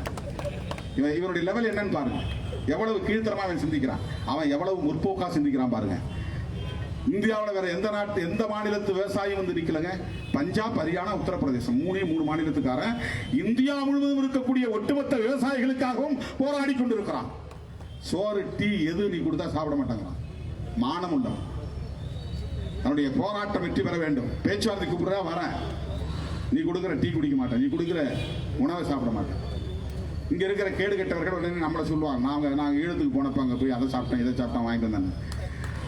ராஜபக்ஷ இடத்துலையும் டீ கொடுத்தா, எல்லா இடங்களையும் டீ கொடுத்தா. ஆனா நான் போயிருந்த எம்பி குழு ஒரு ஆள் கூட ஒரு இடத்த கூட டீ குடிக்க கிடையாது. திமுக காரங்களுக்கு கூட, காங்கிரஸ் காரங்களே கூட அப்படியே வந்துட்டோம். யாரும் சாப்பிடல. ராஜபக்ஷ சாப்பிடுன்னு சொல்லி கூட யாரும் நான் சாப்பிடல. இல்லைங்க சாப்பிட்டோம், வந்துட்டோம், போதும், தேங்க்ஸ் சொல்லிட்டு வெளியே வந்து அப்படி இன்றைக்கு விவசாயிகள் பேச்சுவார்த்தைக்கு அழைத்த இடத்துல அவர்கள் கொடுத்த உணவை கூட சாப்பிடாமல் அவர்களே எடுத்துக்கொண்டு போன உணவை சாப்பிட்டு விட்டு பேச்சுவார்த்தை நடத்திட்டு வந்திருக்கிறாங்க. தமிழ்நாடு இந்நேரம் கொந்தளித்து இருக்க வேண்டாமா? விவசாய சங்கங்கள் அல்லது ஒவ்வொரு கட்சியிலும் இருக்கக்கூடிய விவசாயிகள் வீதிக்கு வந்திருக்க வேண்டாமா? அவன் கொரோனாவை பற்றி கவலைப்பட்டானா? 12 நாள் ஒரே இடத்துல ஒட்டுமொத்த புதுதில்லியும் இன்றைக்கு திணறி போய் கிடக்கிறது, முடங்கி போய் கிடக்கிறது, அப்படியே பேரலைஸ் ஆகி கிடக்குது. ஒரு தேசத்தின் தலைநகரம் இன்றைக்கு முற்றுகைக்கு ஆட்பட்டு கிடக்கிறது. விவசாயிகள் அப்படி ஒரு யுக புரட்சி நடத்தி கொண்டிருக்கிறார்கள். கனடா நாட்டு பிரதமர் ஆதரிக்கிறான். உடனே இவர் நோட்டீஸ் அனுப்புறாரு, சம்மன். இவர் அனுப்புன உடனே அவர் பயந்து உடையந்து காலில் மண்டிட்டு விழுந்த மாதிரி. இது எவ்வளவு பெரிய நகைச்சுவை பாருங்க. உன் நாட்டு விவகாரத்தில் தலையிடக்கூடாதுன்னா நீ ஏன் ஈழத்து விவகாரத்தில் தலையிடுற? இந்திய நாட்டு விவகாரத்தில் கனடா நாட்டு பிரதமர் தலையிடக்கூடாதுன்னா நீ எதுக்காக இலங்கை விவகாரத்தில் தலையிடுற? உனக்கு என்ன தார்மீக உரிமை இருக்கிறது அப்படின்னு கேட்க மாட்டானா யாரும்? மிக மோசமான சக்திகளின் கைகளில் இந்த ஆட்சி அதிகாரம் போய் சிக்கி கிடக்கிறது. தோழர்களே, இந்த 6 ஆண்டு காலத்தில் RSS அஜெண்டாவை அவர்கள் நடைமுறைப்படுத்திக் கொண்டிருக்கிறார்கள். உங்களுக்கு ஒன்றை நான் சொல்லுகிறேன், அவர்கள் வெறும் சராசரி அரசியல்வாதிகள் அல்ல. மனு தர்மம் என்கிற அந்த மனுஸ்மிருதியை நடைமுறைப்படுத்துவதற்காக உறுதியேற்றுக் கொண்ட சனாதன சக்திகள். சனாதனம் என்றால் பிறப்பின் அடிப்படையில் உயர்வு தாழ்வு உண்டு என்று சொல்லுகிற தத்துவம். அக்ரஹாரத்தில் இருப்பவன் எல்லோருக்கும் மேலான உயர்ந்தவன். அக்ரஹாரத்தில் பிறந்தாலே அவன் நோஞ்சானா இருக்கலாம், முட்டாளா இருக்கலாம், மூடனா இருக்கலாம், அவன் எந்த தகுதியும் அற்றவனாக கூட இருக்கலாம். ஆனால் அவன் பிறப்பால் உயர்ந்தவன். நீ எவ்வளவு வல்லமை பெற்றவனாக இருந்தாலும் நீ பிறப்பால் தாழ்ந்தவன். இது வர்ணாசிரமத்தை ஏற்றுக்கொண்டவர்களுக்கு மட்டும் பொருந்துகிற தத்துவம். அது வர்ணாசிரமத்தை எதிர்த்தவர்கள் யார் என்றால் அவர்கள் தான் பஞ்சமர்கள், அவர்கள் தான் இன்றைய தலித்துகள். இவங்க அடிநிலையில் கிடக்கிற சாதிகள் இல்லை, எதிர்நிலையில் இருக்கிற சாதி. அடிநிலைங்கிறது 5ஆம் சாதி, 4 வரதுக்கு கீழே 5வது வர்ணம். இது 4 பேர் ஒரு பக்கத்தில் நிற்கிறான், ஒருத்த மட்டும் தனியா நிற்கிறான் எதிர்த்து. வா மோதி பார்க்கலாம் என்று. அவன் தான் இந்த மண்ணில் பஞ்சமர்களாக அழைக்கப்பட்டான், காந்தியால் அரிஜன் என்று அழைக்கப்பட்டான், வெள்ளையர்களால் ஷெட்யூல் காஸ்ட் என்று அழைக்கப்பட்டான். இன்றைக்கு உலகம் முழுவதும் தலித் என்கிற பெயரால் அழைக்கப்படுகிறான். இவன் அடிநிலை சாதி அல்ல, எதிர்நிலை சாதி. எதிர்த்திருக்கிறான், வா மோதும். பிஜேபியா விசிகேவா பார்ப்போம் வா என்று நாம் இன்றைக்கு சவால் விடுகிறோம் என்று சொன்னால், சனாதனமா அரசமைப்பு சட்டமா வா மோதி பார்ப்போம் என்று நாம் இன்றைக்கு உரத்து குரல் எழுப்புகிறோம் என்றால் அதற்கு காரணம் இந்த ரத்தத்தில் ஓடுகிற ஜீன், இந்த குருதியில் இருக்கிற சாதியற்ற தன்மை, சாதி வேண்டாம் என்கிற தன்மை, சாதி பெருமிதம் பேசாதவர்கள். சாதியை ஒருவன் தன்னை சூத்திரனாக யார் பாசுகின்ற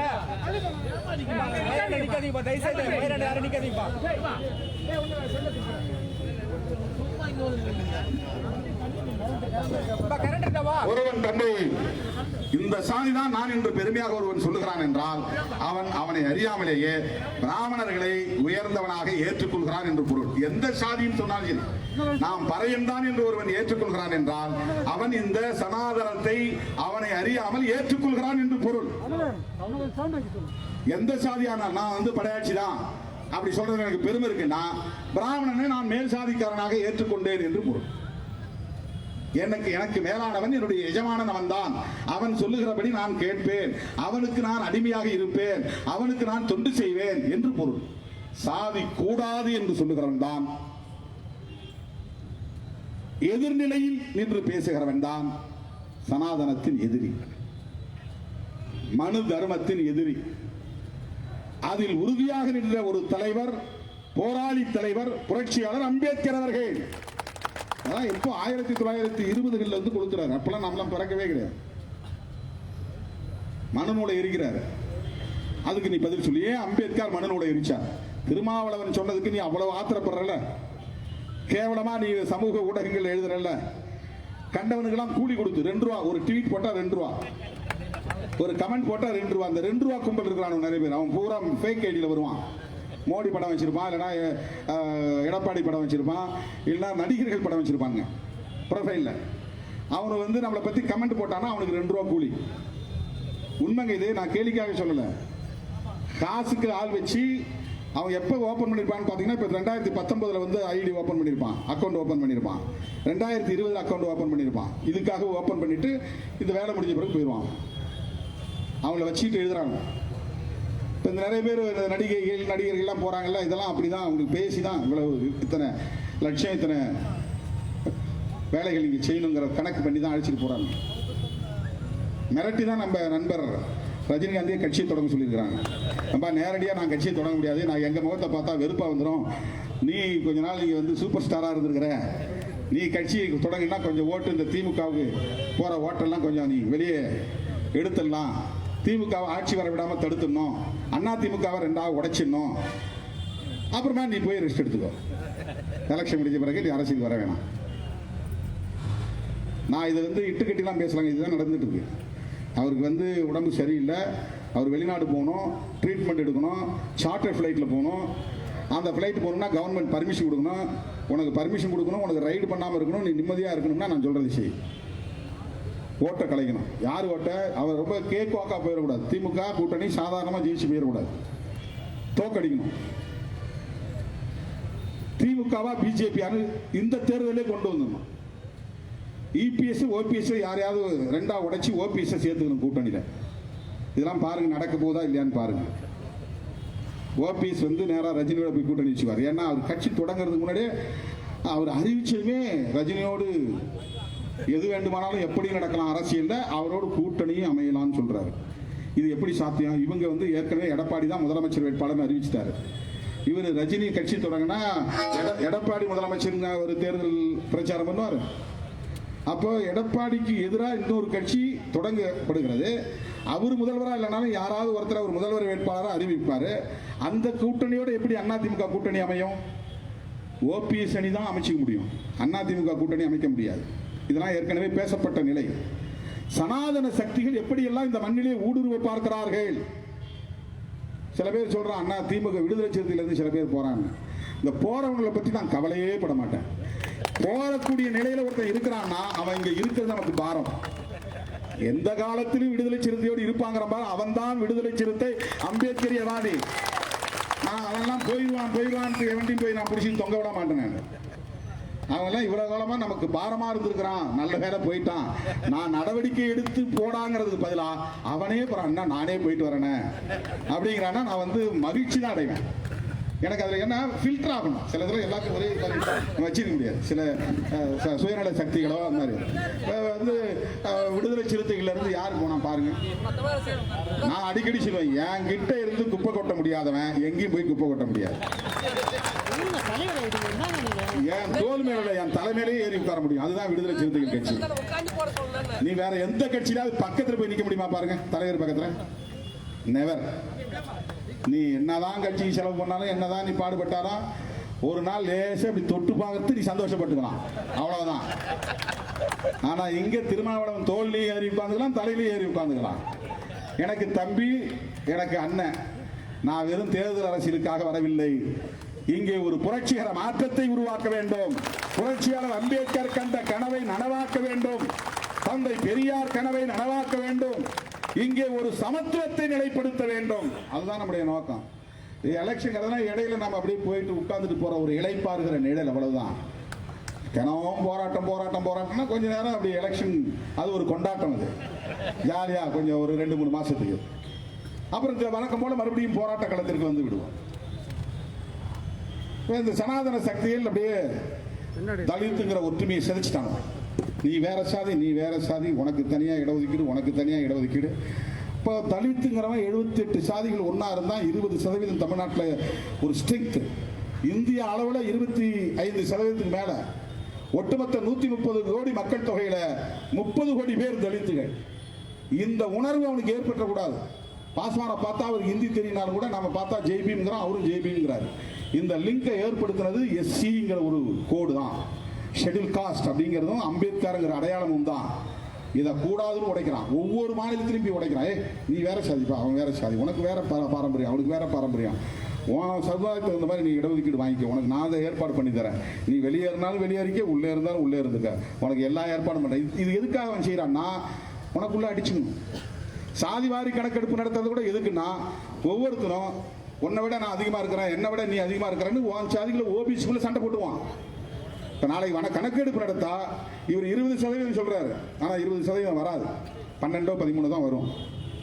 இருக்கிறதும் போச்சுடா நொல்லக்கண்ணாங்கிறங்கள தான் வரப்போகுது. இன்னைக்கு எம்பிசிக்கு இருக்கிற 20% பெரும்பான்மையா வன்னியர்கள் நுகர்றாங்க. இவர் போராட்டம் நடத்துறப்ப நான் சந்திச்சவர் என்ன சொன்னார்னா, பிசின்னு மொத்தம் 35%, 50% இருக்கு. இதுல ரெட்டியார், செட்டியார், நாயுடு, இவன் பெரிய சாதிக்காரன் பூரா முதலியார் ஆதிக்கம் செய்யறவன், புள்ளமார் ஆதிக்கம் செய்யறவன்லாம் அந்த இடஒதுக்கீட்டை பறிச்சுட்டு போயிடுறான். அதுல இருக்கிற உழைக்கிற சாதி இடஒதுக்கீடு கிடைக்கல, அதை வேணும் தான் நம்ம போராடினோம். ஆனா கருணாநிதி துரோகம் பண்ணிட்டாரு, அதுல இருந்து பிரிச்சு 20% 108 சாதிக்கு கொடுத்துட்டாரு அப்படின்னு இவர் நடத்தினாருங்கிறதுக்காக கொடுத்தாருங்கிறத விட திமுகவில் இருக்கிற வன்னியர்கள் கொடுத்த நெருக்கடியால் கொடுத்தாருங்கிறதா உண்மை. திமுகவில் இருக்கக்கூடிய வன்னியர்களே போய் அவருக்கு நெருக்கடி கொடுத்து இப்படி ஒரு போராட்டம் நடந்திருக்கு, இவ்வளவு பேர் செத்து இருக்கிறான் துப்பாக்கி சூட்டில், இதை ஏதாவது செய்யணும்னப்ப அவர் வந்து என்ன பண்ணாரு, ஒரு சாதிக்கு மட்டும் கொடுத்தா அது நல்லா இருக்காதுன்ட்டு அவர் ஒரு லிஸ்ட் எடுத்தாரு. அதில் 108 சாதியை தனியாக பிரித்து எம்பிசின்னு ஒரு 20% கொடுத்தார். இப்போ சாதிவாரி கணக்கெடுப்பு நடத்தினா என்ன ஆகுன்னா, இன்னைக்கே பாருங்க, கொங்கு ஈஸ்வரன் வந்து 40% கேட்கிறாரு, யாதவ சமுதாயம் 20% கேட்குது, அப்புறம் முதலியார்கள் வெளியே கிளம்புவாங்க, அப்புறம் பிள்ளைமார்கள் வெளியே கிளம்புவாங்க. இப்படி வந்து ஒவ்வொரு சாதியும் வெளியே வந்துடுவாங்க. அவங்க மக்கள் தொகை அடிப்படையில் இடஒதுக்கீடு வேணும்பா. சண்டை இங்கே தான் நடந்துகிட்டு இருக்கும். மோடி என்ன பண்றான்னு நம்ம கேட்க மாட்டோம். புரியுதுங்களா? அவங்க சக்தி என்னன்னு, அவங்களுடைய சதி என்னன்னு. இதுதான் சனாதன புத்தி. ஓபிசி ஒற்றுமை கூடாது, தலித் ஒற்றுமை கூடாது. இந்திய அளவில் ஓபிசி நியூமெரிக்கல் ஸ்ட்ரென்த் அப்படின்னு எடுத்துக்கிட்டா எவ்வளவு பெரிய சக்தி. அதை வந்து சிதைக்கணும், சிதறடிச்சுட்டா இந்துங்கிற பேர்ல மட்டுமே கையில வேலை கொடுத்து, நீ எந்த சாதியா இருந்தாலும் பரவாயில்ல பாரு, நான் வந்து ஒரு ஒடுக்கப்பட்ட சாதிக்காரனையே தலைவராக்கிட்டேன், அவன் கையில வேலை கொடுத்துட்டேன். பங்காரு லட்சுமணே இருக்கிறவே நீ தேசிய தலைவராக கடைசியில் என்ன பண்ணீங்க? அவர் ஏதோ ₹1 ₹2 லஞ்சம் வாங்கினாருன்னு அவர் மேல கேச போட்டு அசிங்கப்படுத்தி அனுப்புனாங்க, கேவலப்படுத்தினாங்க. இதுதான் நடந்தது தோழர்களே. ஆர்எஸ்எஸ் அஜெண்டா என்ன என்றால் சங் பரிவார்னா குடும்பம், சங்குன்னா ஆர்எஸ்எஸ் சங்கம், சங்க பரிவாரங்கள் பேரு, ஆர்எஸ்எஸ் குடும்ப அமைப்புகள் பேரு. இன்னைக்கு விஸ்வ இந்து பரிஷத்துக்காரன் என்ன சொல்லியிருக்கிறான்னா, கிறிஸ்தவர்கள் சர்ச்சுக்கு 25ஆம் தேதி போனா அடிப்போங்கிறான். உலகத்தில் எங்கேயாவது இப்படி அறிக்கை விட முடியுமா? கிறிஸ்தவர்கள் சர்ச்சுக்கு போகாம எங்க மசூதிக்கு போக முடியும்? கிறிஸ்தவர்கள் சர்ச்சுக்கு போக ராமர் கோயிலுக்குள்ள போக முடியும்? இது எவ்வளவு பெரிய அநீதி, எவ்வளவு பெரிய ஜனநாயகத்துக்கு புறம்பான ஒரு அறிக்கை. எப்படி இவர்களால் இதை வெளியிட முடிகிறது? ஆட்சி அதிகாரம் அவர்களின் கைகளில் இருப்பதால். இவர்கள் ஆட்சி அதிகாரத்திற்கு வருவதற்கு யார் துணை போகிறார்கள்? எடப்பாடி ராமதாஸ் போன்றவர்கள் துணை போகிறார்கள். அவர்கள் எதிர்காலத்தில் இந்த சமூகம் எப்படி போனா கெட்டு போனாலும் கவலை இல்லை, இப்ப என் புள்ள முதலமைச்சராகணும், இல்லைன்னா மத்திய அமைச்சராகணும், இப்போ என் ஆட்சியை தக்க வச்சுக்கிட்டு நான் கடைசி வரையிலும் முதலமைச்சர் நாற்காலில் உட்கார்ந்துருக்கணும். அது எடப்பாடியின் நோக்கம். பிஜேபி வந்தா என்ன, பிஜேபி ஆட்சியை பிடிச்சா என்ன, அதை பத்தி எனக்கு கவலை இல்லை. பெரியார் கொள்கை, அதை பத்தி எனக்கு கவலை கிடையாது. சமூக நீதி, செத்தா எனக்கு என்ன, அழிஞ்சா எனக்கு என்ன. இப்படி பொறுப்பற்றவர்களின் கைகளில் இன்றைக்கு அரசியல் சிக்கி கிடக்கிறது. அப்படி பொறுப்பற்றவர்களால் இருக்க முடியாது விடுதலை சிறுத்தைகளால் என்பதால் தான் எந்த விளைவை பற்றியும் கவலைப்படாமல் போராடும். உங்களால உங்க கூட்டணிக்கு பிரச்சனை வருமானு ஒருத்தன் கேட்டான். என்னால கூட்டணிக்கு பிரச்சனை வரும்னா நானே அவங்களுக்கு சொல்லிட்டு போயிட்டு வரங்கன்னு வெளியே வந்துடுவேன். தந்தை பெரியார் எப்படி போராடினாரோ, புரட்சியாளர் அம்பேத்கர் எப்படி போராடினாரோ, அப்படி என்னோடு வருகிற தோழர்களை வைத்துக் கொண்டு நான் போராடுவேனே தவிர அதற்காக இதிலிருந்து நான் பின்வாங்க மாட்டேன் என்று சொன்னேன். ஏதோ என்னுடைய தனிப்பட்ட முறையில் என்னுடைய கெத்தை காட்டுறதுக்காக நான் பேசல. இது எனக்கு உள்ள உடல்ல உதிரத்தில் ஊறி போன உணர்வு இது. ஏன்னா சமூக நீதி இல்லைன்னா எதிர்காலம் பாழாகிவிடும். ஆடு மேய்க்கிறவன் பிள்ளை ஆடு மேய்க்கணும், மாடு மேய்க்கிறவன் பிள்ளை மாடு மேய்க்கணும், நெறி தறி நெய்கிறவனுடைய பிள்ளை தறி நெய்யணும், செருப்பு தைக்கிறவன் பிள்ளை செருப்பு தைக்கணும், பறையடிக்கிறவன் பிள்ளை பறையடிக்கணும், விவசாயம் செய்கிறவன் பிள்ளை விவசாயம் செய்யணும், தச்சு வேலை செய்யக்கூடியவருடைய பிள்ளைகள் தச்சு வேலை செய்ய வேண்டும், பொற்கொள்ளர்களின் பிள்ளைகள் பொற்கொள்ளர் வேலையை தான் பார்க்க வேண்டும். இவங்கெல்லாம் யாரும் படிச்சு ஐஏஎஸ் ஐபிஎஸ் வரக்கூடாது.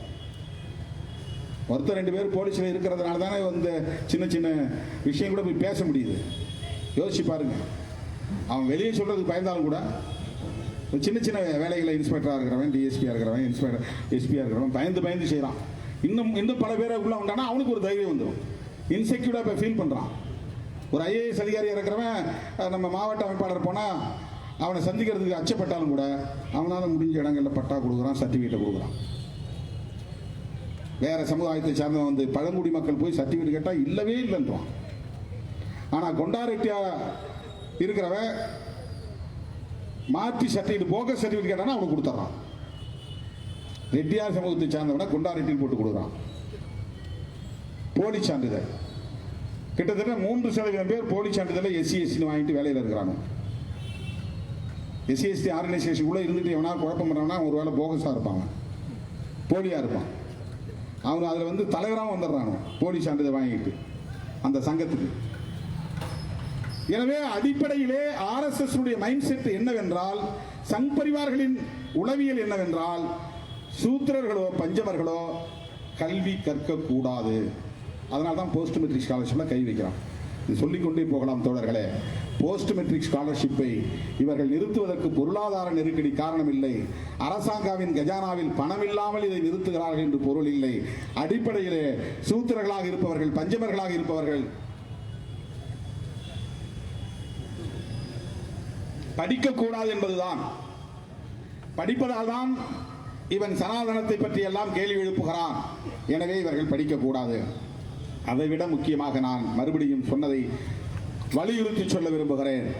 இந்திய அரசமைப்பு சட்டத்தை உதறி எறிந்துவிட்டு புதிய அரசமைப்பு சட்டத்தை எழுத வேண்டும் என்பதுதான் சங் பரிவார்களின் நோக்கம். புதிய அரசமைப்பு சட்டம் என்பது வேறொன்றுமில்லை, அவர்கள் போற்றுகிற, மதிக்கிற, வழிபாடு செய்கிற மனு நூல் தான் அவர்கள் விரும்புகிற அரசமைப்பு சட்டம். இந்த சோசியல் ஆர்டர் பாதுகாக்கப்படணும். இந்த சமூக ஒழுங்கை பாதுகாக்க வேண்டும். இந்த சமூக ஒழுங்கை பாதுகாக்க வேண்டுமானால் இந்த அரசமைப்பு சட்டம் கூடாது. இந்த அரசமைப்பு சட்டத்தை உதற வேண்டும். அதற்காகத்தான் கல்வியிலே கை வைக்கிறார்கள், சமூக நீதியிலே கை வைக்கிறார்கள், பெண்களின் உரிமைகளிலே கை வைக்கிறார்கள். மக்கள் தொகையில பாதிங்க பெண்கள். 1000 பேர் இருக்குன்னா 500 பேர் பெண்கள். அப்ப இடஒதுக்கீடு வந்து நமக்கு 19% இருக்குன்னு சொன்னா 19%த்துல 9.5% பெண்களுக்கு கொடுக்கணுமா இல்லையா? ஒரு இடத்துல 4 போஸ்ட் வந்து எஸ்சி போடுறான்னா 2 பெண்கள் 2 ஆண்கள் போடணுமா இல்லையா? ஏன் 2 பெண்களுக்கு போறதில்ல? படிக்கலன்றான். ஏன் படிக்கல? நீ கொடுக்கல. பொம்பளைக்கு படிக்க கூடாது, படிச்சா நாடு கெட்டு போயிடும், சமுதாயம் கெட்டு போயிடும். ஆம்பளைக்கு கட்டுப்பட்டு இருக்க மாட்டான். படிச்சுட்டு அவளுக்கு திமிரு வந்துடும், புருஷனை மதிக்க மாட்டான். இதுதானே காரணம். இந்த எண்ணத்தை எது உருவாக்கிச்சு? மனு தர்மம் தான் உருவாக்குச்சு. ராமாயணத்திலே பாருங்க, நீ வந்து அசோகவனத்தில் இருந்த, ராவணன் தூக்கிட்டு போய் அங்கே வச்சிருந்தான், அங்கே நீ உத்தமையா இருந்தங்கிறதுக்கு என்ன ஆதாரம் இருக்கு? நீ நெருப்புல குளிச்சுட்டு வா, நான் ஏத்துக்கிறேன்றான். உலகமகா உத்தமர் ராமருக்கு பொண்டாட்டி மேல சந்தேகம். அவரை எப்படி இந்துக்களுக்கு பொண்டாட்டி மேல நம்பிக்கை வரும்? எந்த நேரமும் மனைவி எண்ணி எண்ணி சந்தேகப்பட்டு வாழக்கூடிய ஆண்கள் தான் அங்கே அதிகம். அதுக்கு காரணம் மனு தர்மம் தான், மனு நூல் தான். மனைவியும் தனியாக அனுப்ப மாட்டான், மகளையும் தனியாக அனுப்ப மாட்டான், கூட பிறந்த அக்கா தங்கையும் தனியாக அனுப்ப மாட்டான். தனியாக போய் அவங்களால வேலை செய்ய முடியாதான்? ஆனால் ஒடுக்கப்பட்ட சமூகத்தில் இருக்கிறவங்க சாதியை மறுத்ததால, சாதியை ஏற்றுக்கொள்ளாததால, சனாதனத்தை ஏற்றுக்கொள்ளாததால ஆணுக்கு பெண் சமம்னு 2 பேரும் காட்டில் நின்று வேலை செய்வாங்க. இவன் மண் எடுத்து வெட்டினான்னா அவன் வந்து அருவாள் எடுத்து அறுத்துக்கிட்டு இருப்பான். நீங்க இந்த மாதிரி பிராமண சமூகத்தில் எங்கேயாவது பார்த்துருக்கீங்களா? ஆணை போல பெண்ணும் சேர்ந்து ஒரே இடத்துல வேலை செய்து பார்த்துருக்கீங்களா? அதே போலவே பிற்படுத்தப்பட்டவர்களும் வீட்டுக்குள்ள மனைவிய பாதுகாப்பா வச்சிருக்கிறாங்களாம், மரியாதையா வச்சிருக்கிறாங்களாம், தெய்வமா போற்றுறாங்களாம். அவன் பயந்துகிட்டு வெளியே அனுப்ப மாட்டேங்கிறான், வீட்டுக்குள்ள வச்சு பூட்டிக்கிட்டு, பயத்தால வீட்டில் வச்சு பூட்டி இருக்கிறான். ஆனா அவன் என்ன சொல்றான்னா, நான் ரொம்ப மரியாதையா வச்சு வேலை வாங்காம கஷ்டப்படாம சோறு போட்டுட்டு இருக்கிறேன். ஆனா உண்மை அது இல்லை. மனு தர்மம் அவனுக்கு போதித்த புத்தி என்னன்னா, மனைவி வெளியே போனா நடந்து கெட்டு போயிடும், வேலைக்கு அனுப்பக்கூடாது. அதுதான் காரணம். ஆனால் ஒடுக்கப்பட்ட சமூகத்தில் ஆணும் பெண்ணும் சமமாக வேலை செய்கிறார்கள். வீட்டு வேலையாக இருந்தாலும், காட்டு வேலையாக இருந்தாலும், உழைப்பாக இருந்தாலும், உழைக்கிறவர்களிடத்தில் எந்த காம பார்வையும் இருக்காது, காம எண்ணமும் இருக்காது, சந்தேக புத்தியும் இருக்காது. அதுதான் சமத்துவம். அப்ப இடஒதுக்கீடு என்கிற போது ஆணுக்கு பெண் சரிநிகராக இருக்கிற போது பெண்களுக்கு இடஒதுக்கீடு சமமாக தர வேண்டுமா இல்லையா? இந்தியாவிலே அதிகமான மக்கள் தொகை இந்துக்கள் தான். அதுல இந்துக்களில் பெரும்பான்மை சரிபாதியாக இருப்பது இந்து பெண்கள். நீ பெண்களுக்கு இடஒதுக்கீடு கொண்டு வா. ஏதோ ஒரு கணக்கு 33% வச்சிருக்கிற, அது என்ன கணக்குன்னு தெரியல, எவன் கண்டுபிடிச்சான்னு தெரியல. இந்தியாவில் முதல்ல பெண்களுக்கு 50 விழுக்காடு தரணுங்கிற குரலை எழுப்பிய இயக்கம் விடுதலை சிறுத்தைகள் கட்சி. மக்கள் தொகையில் சரிபாதியா இருக்கிறார். அது என்ன 33%? சரி, 33% ஏன் நீ சட்டமாக்காம இருக்கிற? சட்டமாக்கு. நீதான் பெண்களை தெய்வமாக போற்றுகிறாய் அல்லவா, பெண்களை மதிக்கிறாய் அல்லவா, பெண்களுக்கு கல்வியை கொடு, வேலை வாய்ப்பை கொடு. அது எந்த சமூகத்து பெண்களாக இருந்தாலும் கொடுக்க கூடாது என்று சொல்லுவது மனுநூல், அதை நடைமுறைப்படுத்துவது சங் பரிவார் கும்பல். அதை சட்டப்பூர்வமாக்கி நடைமுறைப்படுத்துகிற இடத்தில் இருப்பதுதான் பிஜேபி, மோடி, அமித்ஷா கும்பல். ஆகவே அவர்கள் மனுநூல் என்பதை இந்திய நாட்டின் சட்டமாக கொண்டு வர வேண்டும். அரசமைப்பு சட்டத்தை தூக்கி எறிய வேண்டும். இந்தியாவின் பெயரை இந்து ராஷ்டிரம் அல்லது இந்துஸ்தான், அவன் பாகிஸ்தான் வச்சுட்டானா, அதனால இது இந்துஸ்தான் அப்படின்னு வைக்கணுமா, பேர் வச்சாகும். இது ரெண்டாவது அவங்களுக்கு நோக்கம். மூணாவது, இந்தியாவில் இருக்கிறவங்க எல்லாம் இந்துக்களாக தான் இருக்கணும், கிறிஸ்தவன் இருக்கக்கூடாது, எல்லாம் கர்வாப்சி வா மதம் மாறு. முஸ்லீம் இருக்கக்கூடாது, முஸ்லீம் எல்லாம் இன்னைக்கு 20 கோடிக்கு மேல இருக்கிறான் இந்தியாவுடைய முஸ்லீம். 20 கோடி பேரையும் நீ வந்து இந்துவா மாறணும்னு சொன்னா மாத்திர முடியுமா? நடக்கிற காரியமா இது? கர்வாப்சிங்கிறான், இல்லைன்னா அடிப்பங்கிறான், உதைப்பங்கிறான். பெரும்பான்மைவாதத்தின் பெயரால் ஆதிக்கம் செய்கிற போக்கு. இந்த ஜனநாயகமற்ற கோரிக்கைகளை தான் தோழர்களே RSS உள்ளிட்ட சங் பரிவார் அமைப்புகள் வைத்திருக்கின்றன. இந்து முஸ்லிம் ஒற்றுமையை பேசினதுக்காக மகாத்மா காந்தி சுட்டுக் கொண்டாங்க. அவர் வந்து அதிதீவிரமான இந்துத்துவ பற்றாளர், சனாதன பற்றாளர். தீண்டாமை தான் ஒழியணும்னு தவிர சாதி இருக்கணும்னு சொன்னவர். அதனால தான் அம்பேத்கருக்கு அவருக்கு முரண்பாடு. அவரை சாதி ஒழிகன்னு சொன்னார், இவர் தீண்டாமை ஒழிகன்னு சொன்னார். மேல் சாதி கீழ் சாதி இருக்கட்டும், ஆனால் தீண்டாமை வேண்டாம்னார். அவ்வளவு தீவிரமான பற்றாளர். இவன் கீழ் சாதியா பிறந்ததுக்கு முற்பிறவியில் செய்த பயன்தான் காரணம், கர்ம வினைதான் காரணங்கிற நம்பிக்கை உள்ளவர் அவர். முற்பிறவியின் மீது நம்பிக்கை உள்ளவர், அடுத்த பிறவியின் மீது நம்பிக்கை உள்ளவர். அவ்வளவு தீவிரமான சனாதன சக்தி காந்தியடிகள். அவரையே சுட்டுக் கொன்ற கும்பல் தான் நாத்ராம் கோட்சே என்கிற அந்த RSS அமைப்பை சார்ந்தவர்கள். காந்தியடிகளையே சுட்டுக் கொன்றவர்கள். எனவே போஸ்ட் மெட்ரிக் ஸ்காலர்ஷிப் என்கிற கல்வி உதவித்தொகையை அவர்கள் தலித்துகளுக்கு மட்டுமல்ல, பழங்குடி மக்களுக்கு மட்டுமல்ல, ஓபிசிக்கும், மைனாரிட்டிஸ், முஸ்லீம் உள்ளிட்ட இதர சிறுபான்மை சமூகத்தினருக்கும் கல்வி உதவித்தொகை வழங்கப்படுகிறது. அதை நேரடியாக SC STக்கு இல்லைன்னு சொல்ல முடியல, அவனால நேரடியாக மைனாரிட்டிஸ்க்கு இல்லைன்னு சொல்ல முடியல. கொடுக்கறதுனா ஸ்டேட் கவர்மெண்ட் கொடுத்துவாங்கிறான். எடப்பாடி எப்படி கொடுப்பாரு? நாங்கள் போய் நேராக எடப்பாடி பழனிசாமி அவர்களையும் சந்தித்தோம், மனு கொடுத்தோம். ஏங்க ஒரு 2-3 ஸ்டேட்டில் அனௌன்ஸ் பண்ணிட்டாங்க, பிஜேபி ஆளாத மாநிலங்களில் சென்ட்ரல் கவர்மெண்ட் கொடுக்கறனாலும் நாங்கள் கொடுப்போம்னு சொல்லியிருக்கிறாங்க. இது சமூக நீதி மண்ணு, பெரியார் மண்ணு. முதல்ல நீங்கள் அறிவிங்க. ஸ்டேட் கவர்மெண்ட்டே இந்த கல்வி உதவித்தொகையை எல்லோருக்கும் வழக்கம் போல தருவோம் அப்படின்னு சொல்லுங்க. சரி பார்க்குறாங்கன்னார், ஆனால் தரல. மாண்புமிகு முதல்வர் அவர்களுக்கு விடுதலை சிறுத்தைகள் கட்சியின் சார்பில் காஞ்சிபுரத்திலிருந்து வேண்டுகோள் விடுக்கிறோம். நீங்கள் பெரியார் படத்தை போட்டு அரசியல் செய்கிறீர்கள், அண்ணா படத்தை போட்டு அரசியல் செய்கிறீர்கள், எம்ஜிஆர், ஜெயலலிதா, அம்மையார் போன்றவர்களின் பெயரை சொல்லி ஆட்சி நடத்துகிறீர்கள். இது உண்மை என்றால், அந்த தலைவர்களை நீங்கள் மதிப்பது உண்மை என்றால், சமூக நீதியை காப்பாற்றுங்கள். சமூக நீதியை காப்பாற்ற வேண்டுமானால் இந்த பள்ளி மாணவ செல்வங்களுக்கு மேல் படிப்பு தொடர்வதற்கு போஸ்ட் மெட்ரிக் ஸ்காலர்ஷிப் என்கிற கல்வி உதவித்தொகையை மாநில அரசே முழுமையாக தரும் என்று அறிவிப்பு செய்யுங்கள். இது விடுதலை சிறுத்தைகள் விடுக்கிற வேண்டுகோள்.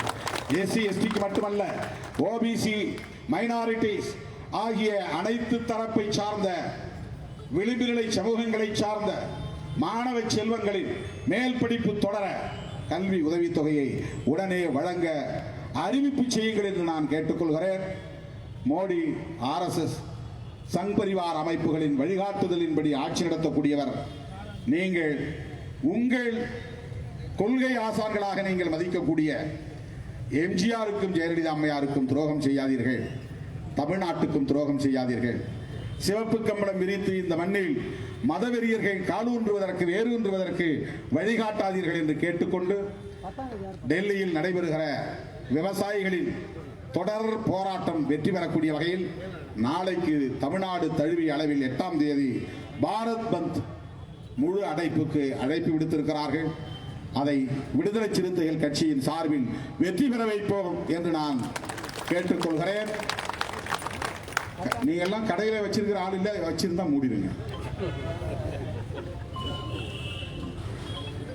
வண்டிகள் ஓரளவுக்கு ஆட்டோ கிட்ட வச்சிருப்பீங்க, நாளைக்கு ஓட்டாதீங்க. டீ கடைக்கு ஆதரவு தெரிவிச்சு பாரத் பந்த்னா வண்டிகள் ஓடக்கூடாது, கடைகள் திறக்கக்கூடாது, இதெல்லாம் செஞ்சாதான் பாரத் பந்த்.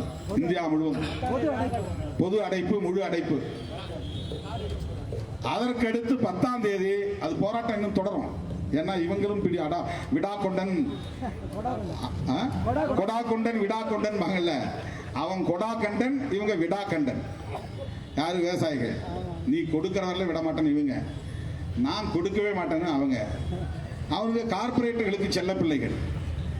இது கார்பரேட்டுகளால் நடத்தப்படுகிற அரசும் கூட. இன்னொரு புறம், ஒரு பக்கம் சனாதனவாதிகளும், இன்னொரு புறம் கார்பரேட்டுகளும் சேர்ந்து கொண்டு நடத்துகிற அரசு தான் மோடி அரசு. மோடி அரசு. ஆகவே விவசாயிகளின் போராட்டம் இல்ல, புதிய இந்த வேளாண் சட்டங்களை முழுமையாக திரும்ப பெற, மின்சார சட்டத்தை திரும்ப பெற வலியுறுத்தி நம்முடைய விடுதலை சிறுத்தைகள் கட்சியின் சார்பில் 10ஆம் தேதி தமிழ்நாடு முழுவதும் இதே போல கண்டன ஆர்ப்பாட்டம் நடைபெறும் என்பதை தெரிவித்துக் கொள்கிறேன். இந்த இடத்தில் 10ஆம் தேதியும் நமது கட்சியின் சார்பில் ஆர்ப்பாட்டம் நடைபெறும். ஒருவேளை நான் இங்கே இருக்கக்கூடிய நிலை இருந்தால் அந்த ஆர்ப்பாட்டத்தில் உங்களோடு பங்கேற்பேன் என்பதை தெரிவித்துக் கொண்டு, மத்திய மாநில அரசுகளின் சனாதன போக்குகளை கண்டிப்பதோடு சமூக நீதியை நிலைநாட்ட மாநில அரசு உடனே முன்வர வேண்டும். மோடி அரசிடம் கெஞ்சிக் கொண்டு இராமல் மாநில அரசே அனைத்து மாணவர்களுக்குமான கல்வி உதவித்தொகையை வழங்கும் என்று அறிவிக்க வேண்டும் என கேட்டு, மோடி அரசு இந்த போக்கை கைவிட்டு வழக்கம் போல 60 விழுக்காடு கல்வி உதவித்தொகையை மத்திய அரசின் சார்பிலே வழங்க முன்வர வேண்டும் என்று கேட்டு வாய்ப்புக்கு நன்றி கூறி விடைபெறுகிறேன். நன்றி, வணக்கம். கண்டிக்கின்றோம், கண்டிக்கின்றோம், வன்மையாக கண்டிக்கின்றோம் மோடி அரசின் சனாதன போக்கை, எடப்பாடி அரசின் சனாதன போக்கை கண்டிக்கின்றோம், கண்டிக்கின்றோம், வன்மையாக கண்டிக்கின்றோம். தமிழக அரசே, தமிழக அரசே, உடனே வழங்கு, உடனே வழங்கு. போஸ்ட் மெட்ரிக் ஸ்காலர்ஷிப்பை உடனே வழங்கு, உடனே வழங்கு. மோடி அரசே, மோடி அரசே, போஸ்ட் மெட்ரிக் ஸ்காலர்ஷிப்புக்கு 60 விழுக்காடு உடனே வழங்கு, உடனே வழங்கு, உடனே வழங்கு. 60% உடனே வழங்கு.